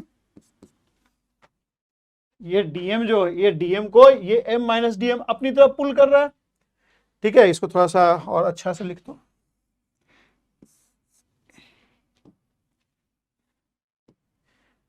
ये आपको इधर पुल किया टी से और ये इधर पुल किया टी से, ये डीएम है और ये एम माइनस डीएम है, हालांकि एम माइनस डीएम का हमको जरूरत नहीं है, हमें डीएम से मतलब है। ठीक है, so this will be the force, this is the action reaction force है, T action reaction force, this is T. ये टी कौन लगा रहा है, डीएम लगा रहा है एम माइनस डीएम पे, और ये टी कौन लगा रहा है, एम माइनस डीएम लगा रहा है डीएम पे। ठीक है, अब हम लोग को इससे मतलब है डीएम का हम लोग इक्वेशन लिखेंगे, डीएम क्या हो जाएगा, dm would be equal to जो लीनियर मास डेंसिटी है वो क्या हो जाएगा, m upon 2 pi R mass per unit length. So dm would be what, dm would be lambda into ds, so lambda is what, m upon 2 pi r and ds is r d theta, so this is m upon 2 pi d theta। Alright, अब ये tension जो लग रहा है इस पे, आप एक चीज समझो, इसको मिटाते हैं, ये टेंशन ऑफ कोर्स टेंजेंशियल होगा क्योंकि जो टेंशन फोर्स होता है हमेशा अलोंग द रिंग होता है, तो ये टेंजेंशियल होगा। अब इसको हम लोग अगर if I draw a horizontal line like this, then this angle would be what, d theta by 2 and this angle would be d theta by 2। तो अगर ये वर्टिकल लाइन हम लोग ऐसे ड्रॉ करते हैं तो ये जो टेंशन होगा आपका, this would B d theta by 2 and this would be d theta by 2, is it not? मतलब ये टेंशन जो है टेंजेंशियल होगा तो ये रेडियस के परपेंडिकुलर होगा।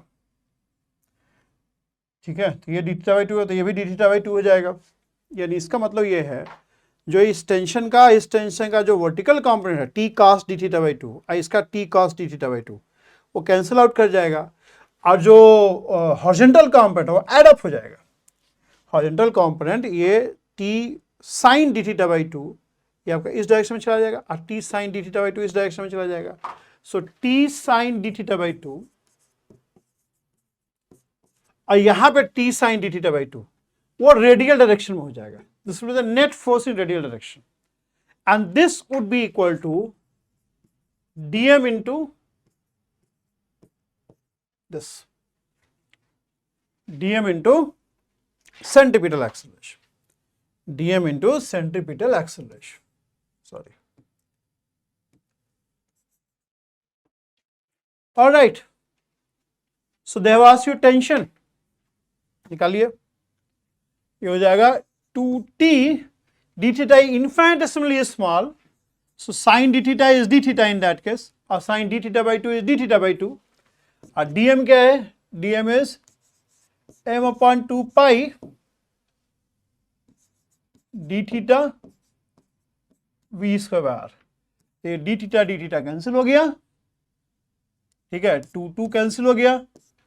सो tension is going to be what, M V square by 2 pi R, M V square upon 2 pi R, that will be the tension. ये आपका टेंशन हो जाएगा,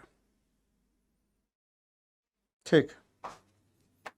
ओके, यू अंडरस्टैंड दिस? समझ में आ रहा है ये चीज? I think this is the last question of this video. Yes, ये देखो, table with smooth horizontal surface turning at an angular speed omega about its axis, ठीक है। A groove is made on the surface along the radius and a particle is gently placed inside the groove at a distance a from the center. Find the speed of the particle as its distance from the center becomes L. Okay.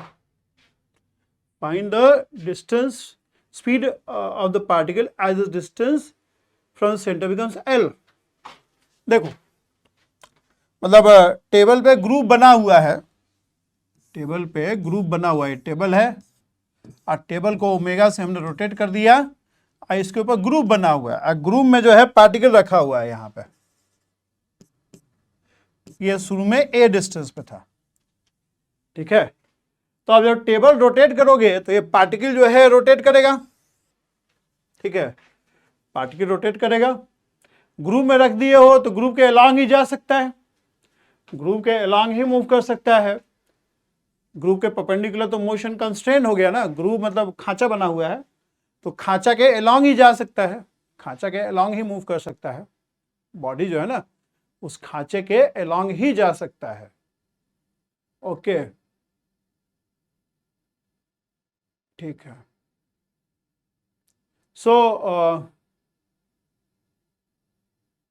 Alright, a groove is made on the surface along the radius of the particle.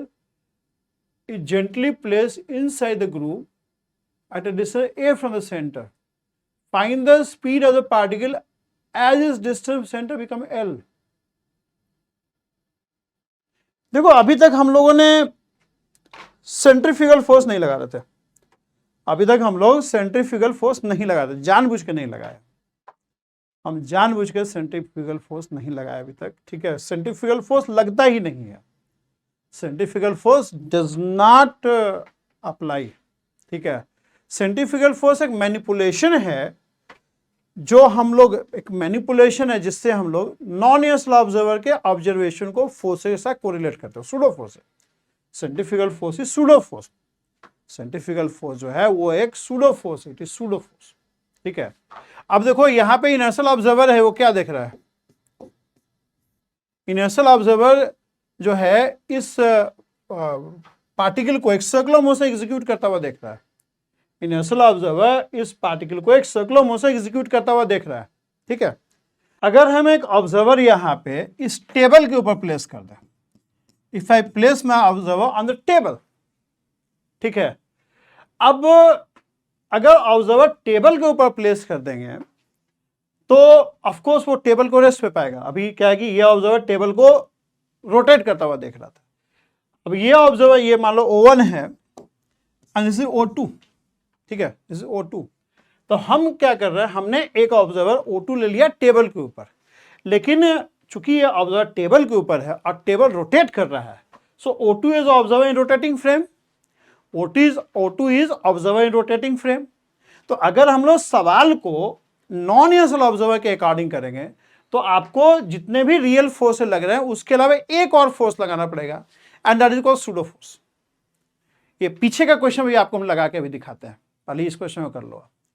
अगर हम पहले हम लोग क्या ले रहे थे, सारे ही क्वेश्चन में हम लोग जो ऑब्जर्वर ले रहे थे वो इनर्शियल ऑब्जर्वर ले रहे थे, ठीक है, बाहर ऑब्जर्वर ले रहे थे, लेकिन यहां पे हमने ऑब्जर्वर टेबल के ऊपर ले लिया, ठीक है। आपके पास चॉइस है, आप ऑब्जर्वर बाहर लीजिए या रोटेटिंग फ्रेम लीजिए, ये आपका मानना है, दोनों ही तरीके से सवाल हो जाता है। नहीं, कई बार ऐसा होता है कि नॉन इनिशियल ऑब्जर्वर लेने से क्वेश्चन था ईजिली हो जाता है, ठीक है, तो कई बार हम लोग ऐसे भी कर लेते हैं, ठीक है। तो अगर हम लोग टेबल पे ऑब्जर्वर ले लेंगे तो ये ऑब्जर्वर रोटेटिंग फ्रेम में है। अब इसके अकॉर्डिंग अगर क्वेश्चन करना चाहोगे तो आपको पार्टिकल जो कंसिडर कर रहे हैं, इसका मोशन आप कंसिडर कर रहे हैं, उस पर बाकी जो रियल फोर्स है वो तो लगेंगे ही, लेकिन साथ में एक सूडो फोर्स भी लगेगा। और सूडो फोर्स क्या होता है? Pseudo force is basically mass of the body which you are considering, जिसका मोशन आप स्टडी कर रहे हैं, into the acceleration of the frame of non inertial observer. अब ये देखो ऑब्जर्वर क्या है, ये ऑब्जर्वर खुद भी एक सर्कुलर मोशन एग्जीक्यूट कर रहा है, ठीक है। इसका एक्सेलरेशन रेडियल डायरेक्शन में क्या है? v square. इसका एक्सेलरेशन रेडियल डायरेक्शन में, रेडियली इनवर्ड डायरेक्शन में, और v स्क्वायर बाय आर मत लिखो, ओमेगा स्क्वायर आर कर दो, जो रेडियस इसका होगा ओमेगा स्क्वायर आर, ठीक है।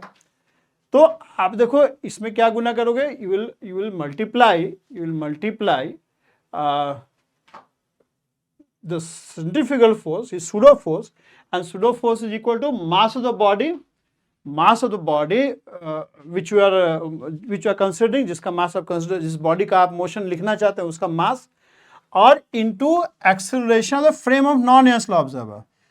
नॉन इनिशियल ऑब्जर्वर का एक्सेलरेशन क्या है? Omega square x. If x is the distance of the particle, if x is distance of particle from center, जिसको आप सेंट्रीफ्यूगल फोर्स बोलते हैं, अब ये सेंट्रीफ्यूगल फोर्स क्या करेगा? This centrifugal force is going to generate a centrifugal acceleration of omega square x. This will be equal to dv by dt. X is the distance of particle from the center at time t. ठीक, अब dv by dt को क्या लिखोगे आप? dv by dx, if x is the distance of particle from the center, into dx by dt. ठीक, and dx by dt is what? dx by dt is velocity. dv by dx, v dv by dx, right. Velocity निकालना है आपको जब particle का दूरी centre से l हो जाए। जब पार्टिकल a डिस्टेंस पे था तो पार्टिकल रेस्ट पे था। When particle was at distance of a, it was at rest. Centre से a डिस्टेंस पे था तो पार्टिकल रेस्ट पे था। तो इसको ऐसा करो, इंटीग्रेट कर दो दोनों तरफ। अब मान लो जब particle when x was a, the velocity of particle was 0, and suppose when the particle is at L, the velocity is v naught. The velocity is v naught. Particle का डिस्टेंस जो L हो जाए तो velocity मान लो v naught है, तो हमें क्या निकालना है? v naught निकालना है। 0 to v naught,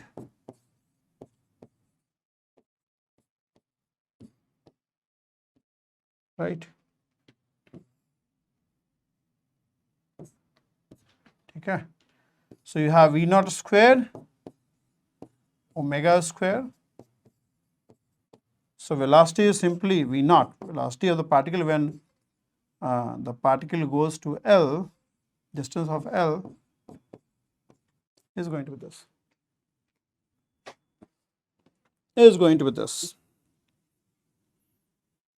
Yeah. आप कहेंगे पहले सेंट्रीफ्यूगल फोर्स क्यों नहीं लगाया? पहले भी लगा सकते, जैसे यहां है मान लो। अभी हमने कहा कि 2t sin d theta by 2 is the net force in radially inward direction, ठीक है। अगर ऑब्जर्वर मान लो बाहर न लेके हम अगर इस dm पे ही ले लें, अगर ऑब्जर्वर हम इस dm पे ही ले लें तो dm को क्या पाएगा? रेस्ट पे पाएगा, क्योंकि वो dm का मोशन इनहेरिट करेगा तो dm को रेस्ट पे पाएगा, ठीक है। लेकिन आप इसके ऑब्जर्वेशन के अकॉर्डिंग न्यूटन सेकंड लॉ नहीं लिख सकते हैं unless you apply a pseudo force. अगर ऑब्जर्वर बाहर लेते हैं उस केस में डीएम जो वो बाहर का ऑब्जर्वर जो है, जो इनर्शियल ऑब्जर्वर बाहर प्रेजेंट है, वो इस डीएम को एक सर्कुलर मोशन एग्जीक्यूट करता हुआ देख रहा है, मतलब वो इस डीएम को रेडियली इनवर्ड डायरेक्शन में v square by R acceleration से मूव करता हुआ देख रहा है, मतलब v square by R acceleration इसके अंदर देख रहा है। अब वो सिंपल लिख दिया भाई the net force in radially inward direction is 2t sin d theta by 2 equals to mass into centripetal acceleration which he is observing। But अगर ऑब्जर्वर हम डीएम पर रख दें तो वो ये सेंटीपिटल एक्सेलरेशन ऑब्जर्व नहीं करेगा, क्योंकि वो डीएम का मोशन को इनहेरिट करेगा। चूंकि वो मोशन को इनहेरिट करेगा उस केस में वो जो है उसको रेस्ट पे पाएगा, लेकिन उसके इस ऑब्जर्वेशन के कारण न्यूटन से अगला नहीं लिख सकते हैं। और अगर आप फिर भी लिखना चाहते हैं तो आप क्या करेंगे, जो इस पे फोर्सेस लग रहे हैं रियल फोर्सेस वो लगाते रहिए, उसके अलावे एक सूडो फोर्स लगाएंगे और उस सूडो फोर्स को हम लोग सेंट्रीफ्यूगल फोर्स बोलते हैं। और जैसे हम बताए थे आपको, pseudo force is equal to mass the body which you are considering into acceleration of the frame of non inertial observer. और डायरेक्शन क्या होता है, जो फ्रेम का एक्सेलरेशन उसके ऑपोजिट डायरेक्शन में। अब चूंकि आपने ऑब्जर्वर डीएम पर रख दिया है, डीएम का एक्सेलरेशन किधर है, radially inward direction, centripetal acceleration. तो आप अगर सूडो फोर्स लगाएंगे तो आप जो सूडो फोर्स लगाएंगे you will apply it in radially outward direction. क्योंकि जो ऑब्जर्वर है उसका एक्सेलरेशन रेडियली इनवर्ड है, वो सर्कुलर मोशन एग्जीक्यूट कर रहा है, उसका फ्रेम जो है सर्कुलर मोशन एग्जीक्यूट कर रहा है, वो डीएम के ऊपर खड़ा है।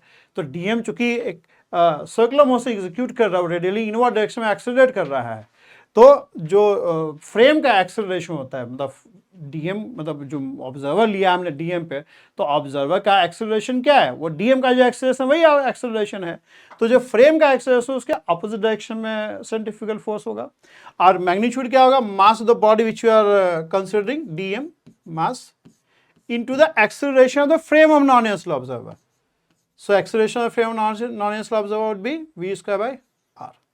ठीक, और एक बार ये सेंट्रीफ्यूगल फोर्स लगा देंगे तो आप नॉन इनर्शियल ऑब्जर्वर जो कि डीएम पे ऊपर खड़ा है, इसके ऑब्जर्वेशन के अकॉर्डिंग न्यूटन से अगला लिख देंगे। क्योंकि ये डीएम को रेस्ट पे पा रहा है, so for this observer DM is in equilibrium, so net force in radial direction would be 0।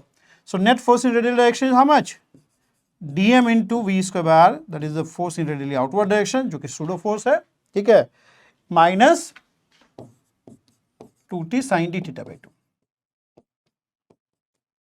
ठीक है, तो यहां पे देखो ये सूडो फोर्स है, वेयर यहां पे ये मास इनटू एक्सेलरेशन है ना। तो जो इनर्शियल ऑब्जर्वर के लिए मास इनटू एक्सेलरेशन है, वो नॉन इनर्शियल ऑब्जर्वर के लिए सूडो फोर्स हो गया। समझ रहे आप। इसी तरह से आप पीछे भी देखो, आप ये देखो ऑब्जर्वर ने बाहर लिया है, अगर हम लोग ऑब्जर्वर जो है इसी ब्लॉक पे ले लें तो क्या होगा, ये ब्लॉक के मोशन को इनहेरिट करेगा। और चूंकि ये ब्लॉक के मोशन को इनहेरिट करेगा, ये ब्लॉक को रेस्ट पे पाएगा, लेकिन खुद ये नॉन इनर्शियल ऑब्जर्वर हो जाएगा ना, तो अपार्ट फ्रॉम, तो अगर इसके ऑब्जर्वेशन को आप इसके ऑब्जर्वेशन के अकॉर्डिंग न्यूटन से अगला लिखना चाहते हैं। अब देखो, अगर ये O2 लिया हमने, इसको O1 ले लिया, तो अब O2 जो है इस पार्टिकल को रेस्ट पे पाएगा। क्यों? क्योंकि ये पार्टिकल का मोशन इनहेरिट करेगा। जो भी ऑब्जर्वर जिस फ्रेम में होता है उस फ्रेम के सारे मोशन को इनहेरिट करता है, और चूंकि वो सारे मोशन को इनहेरिट करता है, वो हमेशा ही अपने फ्रेम को रेस्ट पे पाता है। हम लोग अर्थ पे हैं, अर्थ के मोशन को इनहेरिट करते हैं, अर्थ को रिवॉल्व और रोटेट करता है, तो हम लोग भी रिवॉल्व और रोटेट करते हैं अर्थ के साथ साथ।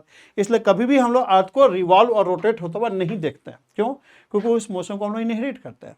तो इसी तरह से अगर एक ऑब्जर्वर आप इस ब्लॉक पे ही रख देंगे, अगर आप कोई ऑब्जर्वर इस ब्लॉक, जो स्मॉल ब्लॉक है, उसी के ऊपर रख देंगे, तो वो स्मॉल ब्लॉक के सारे मोशन को इनहेरिट करेगा, और इसलिए वो स्मॉल ब्लॉक को रेस्ट पे पाएगा, इक्विलिब्रियम में पाएगा।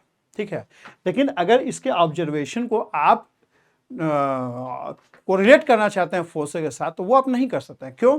क्योंकि ये O2 जो है इस ब्लॉक के ऊपर है और ब्लॉक सर्कुलर मोशन एग्जीक्यूट कर रहा है। It means O2 is observer in rotating frame and observer in rotating frame non inertial. लेकिन अगर आप फिर भी इसके लिए आप न्यूटन से अगला लिखना चाहते हैं, तो आपके पास एक जुगाड़ है। वो जुगाड़ क्या है? वो जुगाड़ है pseudo force, and pseudo force in this case is called centrifugal force. और सेंट्रीफ्यूगल फोर्स चूंकि ये सूडो फोर्स है, सो सूडो फोर्स के लिए डायरेक्शन ऑफ सूडो फोर्स क्या होता है? जो फ्रेम का एक्सेलरेशन है, जो कि रेडियली इनवर्ड है, क्योंकि फ्रेम जो है सर्कुलर मोशन एग्जीक्यूट कर रहा है, उसके अपोजिट डायरेक्शन में, मतलब जो फ्रेम का एक्सेलरेशन है उसके अपोजिट डायरेक्शन में। अब तो ये नहीं रहेगा ना, अब तो ये ऑब्जर्व कर ही नहीं रहा O2, तो इसका ऑब्जर्वेशन अलग है O2 का। O2 is finding the particle to be at rest. तो आप सूडो फोर्स जो लगाएंगे, अगर आप O2 के, अगर आप रोटेटिंग फ्रेम के ऑब्जर्वर के अकॉर्डिंग न्यूटन सेकंड लॉ लिखना चाहते हैं, तो आपको बाकी जो फोर्स लग रहा है वो तो लगाते ही रहना है, साथ में एक सूडो फोर्स भी लगाना है। वो सूडो फोर्स क्या होगा? That pseudo force will be, pseudo force का डायरेक्शन जो होगा वो फ्रेम ऑफ नॉन इनर्शियल जो ऑब्जर्वर फ्रेम है, जो फ्रेम है ऑब्जर्वर का, जो रोटेटिंग फ्रेम है, उसके एक्सेलरेशन के अपोजिट डायरेक्शन होना चाहिए। तो एक्सेलरेशन क्या? Radially inward. तो आप फोर्स किधर लगाएंगे? Radially outward. तो हमेशा ही सेंट्रीफ्यूगल फोर्स जो है वो रेडियली आउटवर्ड लगेगा। जो सेंटर, जो सर्कुलर मोशन जो एग्जीक्यूट कर रहा है, उस सर्कुलर मोशन के सेंटर के आउटवर्ड डायरेक्शन में, जो ये सर्कुलर मोशन है, ये सेंटर हो गया, उस सेंटर से रेडियली आउटवर्ड डायरेक्शन में। क्यों? क्योंकि सर्कुलर मोशन में जो फ्रेम है वो रेडियली इनवर्ड एक्सेलरेट करता है। तो सूडो फोर्स जो है फ्रेम के एक्सेलरेशन के ऑपोजिट डायरेक्शन में होता है। तो centrifugal force is always radially outward. तो mass into acceleration of the frame of non inertial observer, ये आ जाएगा। तो this will be pseudo force. एक बार ये सूडो फोर्स लगा देंगे तो आप O2 के ऑब्जर्वेशन को कोरिलेट कर सकते हैं। O2 क्या देख रहा है? O2 is seeing the particle to be at rest, or particle is in equilibrium. That means net force in upward direction is n cos theta minus mg is 0, and net force in radial direction will also be 0. That is mv square r radially outward and n sin theta radially inward. This would also balance out. ठीक है। तो आप देखिए equation same है लेकिन physics different है। यहां पे m ओमेगा स्क्वायर r जो है वो मास इनटू एक्सेलरेशन है। अच्छा, इसको ओमेगा स्क्वायर यहां भी लिख सकते हैं हम लोग, v square can be written omega square also. But यहां जो m ओमेगा स्क्वायर r है वो सूडो फोर्स है, सेंट्रीफ्यूगल फोर्स। तो आपके ऊपर है, आप ऑब्जर्वर यहां लेना चाहते हो। अगर यहां लेना चाहते हो तो आपको कोई सूडो फोर्स लगाने की जरूरत नहीं है, वो काबिल आदमी है। अगर ऑब्जर्वर बाहर लेना चाहते हो तो आपको कोई सेंट्रीफ्यूगल फोर्स लगाने की जरूरत नहीं है, ठीक है। लेकिन अगर आप O2 पे लेना चाहते हो तो आपको apart from all the real force आपको एक और टर्म जोड़ना पड़ेगा जिसको हम लोग सूडो फोर्स बोलते हैं। वो एक्चुअली सूडो फोर्स नहीं है, वो actually it is the part of the observation for the inertial observer. वो इनर्शियल ऑब्जर्वर के ऑब्जर्वेशन का पार्ट है, ठीक है। ये बेसिकली इनर्शियल ऑब्जर्वर के ऑब्जर्वेशन का पार्ट है। देखो यहाँ मास इनटू एक्सेलरेशन लिखा है, यही टर्म यहाँ पे कंपेंसेट, जो इनर्शियल और नॉन इनर्शियल के ऑब्जर्वेशन में जो डिफरेंस है उसको कंपेंसेट करने के लिए टर्म हम लोग यहाँ लिखते हैं, ठीक है। तो ये आपका सेंट्रीफ्यूगल फोर्स है। ये फोर्स कभी भी लगता नहीं है, ये फोर्स कभी भी लगता नहीं है। इस तरह से इसमें भी कर सकते हो आप, ठीक है। यहाँ भी अगर ऑब्जर्वर तुम इस आदमी के फ्रेम में ले लोगे तो आप एक सूडो फोर्स लगा सकते हो। चूंकि ये ऑब्जर्वर जो है आदमी के फ्रेम में है तो आदमी को रेस्ट पे पाएगा, वो ये ऑब्जर्व नहीं करेगा, ठीक है। वो आदमी को इक्विलिब्रियम में पाएगा। तो यहाँ पे जो n equal to M omega square लिखो, या हो जाएगा n minus M omega square R equal to 0। और net force in radially inward direction is n minus, ये इक्वेशन लिखा है क्योंकि ये ऑब्जर्वर इस आदमी को रेस्ट पे पाएगा। इन दैट केस बाहर ऑब्जर्वर लोगे तो वो रोटर के साथ साथ आदमी को सर्कुलर मोशन एग्जीक्यूट करता हुआ देखेगा, तो फिर आप इक्वेशन ऐसे लिखेंगे। और अगर आप ऑब्जर्वर आदमी के फ्रेम में ले लेंगे तो आदमी चूंकि इक्विलिब्रियम में आ जाएगा इन दैट केस, तो आप ये इक्वेशन लिखेंगे और उस केस में आप सूडो फोर्स लगाएंगे। Pseudo force basically non inertial observer को काबिल बनाता है अपने ऑब्जर्वेशन को न्यूटन सेकंड लॉ से फोर्स के साथ कोरिलेट करने के लिए। Pseudo force basically enables a non-inertial observer to get his observation correlated with the forces, to get his observation correlated with the forces। इस तरह से यहाँ हो जाएगा। यहाँ पे देखो हमने ऑब्जर्वर बाहर लिया है, अगर ऑब्जर्वर इसी को ऊपर ले लेंगे हम लोग, if I take the observer here, he'll find the body to be at rest, and if you want to correlate his observation, then apart from all the real forces, you'll have to apply a pseudo force also, ठीक है। तो उस case में आपको ये body rest पे दिखेगा। So net force in outward direction is going to be 0 और net force in inward direction is going to be 0। So this would be our equation which is same as this. तो जो यहाँ मास into acceleration inertial के लिए वो यहाँ पे pseudo force हो गया, ठीक है, वो यहाँ पे सूडो फोर्स हो गया। ऐसे यहाँ हर जगह एवरीवेयर, ठीक है। आप अगर ऑब्जर्वर जो है रोटेटिंग फ्रेम में लेंगे तो आप जो एक सूडो फोर्स लगाना पड़ेगा, ठीक है, और चूंकि ऑब्जर्वर रोटेटिंग फ्रेम में आ जाएगा तो बॉडी रेस्ट पे आ जाएगा, तो इक्विलिब्रियम वाला कंडीशन लिख लेगा। ठीक है, so that's all about the solve example. We have done every question in the solve example. आप समझ पा रहे होंगे कि सेंट्रीफ्यूगल फोर्स कब लगाना चाहिए, कब नहीं लगाना चाहिए। अगर आप बाहर ऑब्जर्वर रख रहे हैं, इनर्शियल ऑब्जर्वर ले रहे हैं, तो आपको सेंट्रीफ्यूगल फोर्स लगाने की जरूरत नहीं है। सेंट्रीफ्यूगल फोर्स कभी लगता नहीं है। ठीक है, आपको गलतफहमी है कि सेंट्रीफ्यूगल फोर्स लगता है। जैसे आप कई बार ना बस टर्न लेता है तो कहते हैं कि एक बाहर की डायरेक्शन में फोर्स लगा, नहीं, बाहर की डायरेक्शन में फोर्स नहीं लगता है। आप बाहर की डायरेक्शन में एक्सेलरेट होते हैं, आप बाहर की डायरेक्शन में एक्सेलरेट होते हैं। और ऐसा नहीं है कि आप एक्सेलरेट होते हैं तो आप फोर्स क्लेम कर लेंगे, नहीं। ये कौन क्लेम कर सकता है? ये सिर्फ इनर्शियल ऑब्जर्वर क्लेम कर सकता है। सिर्फ इनर्शियल ऑब्जर्वर ही बोल सकता है कि हम बाहर की तरफ एक्सेलरेट हुए तो हम पे फोर्स लगा है। लेकिन जब बस टर्न लेता है तो you fail to be inertial observer. जब आपका बस टर्न लेता है तो आप इनर्शियल ऑब्जर्वर नहीं होते हैं।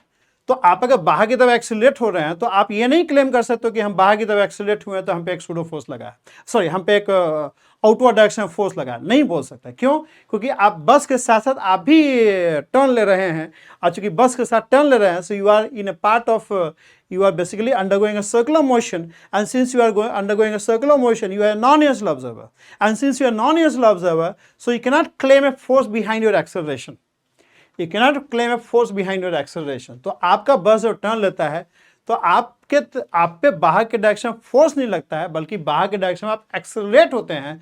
और चूंकि आप उस ड्यूरेशन में नॉन इनर्शियल ऑब्जर्वर होते हैं तो आप फोर्स क्लेम नहीं कर सकते हैं कि हम पे फोर्स लगा है इसलिए हम एक्सेलरेट हुए हैं। ये सिर्फ इनर्शियल ऑब्जर्वर ही बोल सकता है, ये सिर्फ इनर्शियल ऑब्जर्वर ही बोल सकता है। ठीक है, तो आप बाहर के डायरेक्शन एक्सेलरेट होते हैं, आप बाहर के डायरेक्शन एक्सेलरेट होते हैं, आप पे बाहर के डायरेक्शन में कोई फोर्स नहीं लगता है। और अगर बाहर के डायरेक्शन में कोई फोर्स लगेगा ना तो फोर्स लगाने वाला बंदा भी दिखेगा किसने लगाया है, क्योंकि फोर्स जो है दो बॉडीज के इंटरेक्शन का आउटकम होता है। तो जब भी किसी बॉडी पे फोर्स लग रहा है तो एक बॉडी दिखेगा आपको जो फोर्स लगा रहा है, और यही नहीं, उस पर आप एक रिएक्शन फोर्स भी लगाएंगे, उस पर आप रिएक्शन फोर्स भी लगाएंगे। समझ में आ रहा है आपको? So when your bus takes a turn, you do not experience a force, you experience an acceleration, and you cannot claim a force behind your acceleration since you are a non-inertial observer at that time. जब बाहर की तरफ फेंका रहे होते हैं तो उस समय के लिए आप नॉन इनर्शियल ऑब्जर्वर होते हैं, और चूंकि आप नॉन इनर्शियल ऑब्जर्वर होते हैं आप फोर्स क्लेम नहीं कर सकते। Okay, so that's all for this lecture. Thank you very much and have a good day.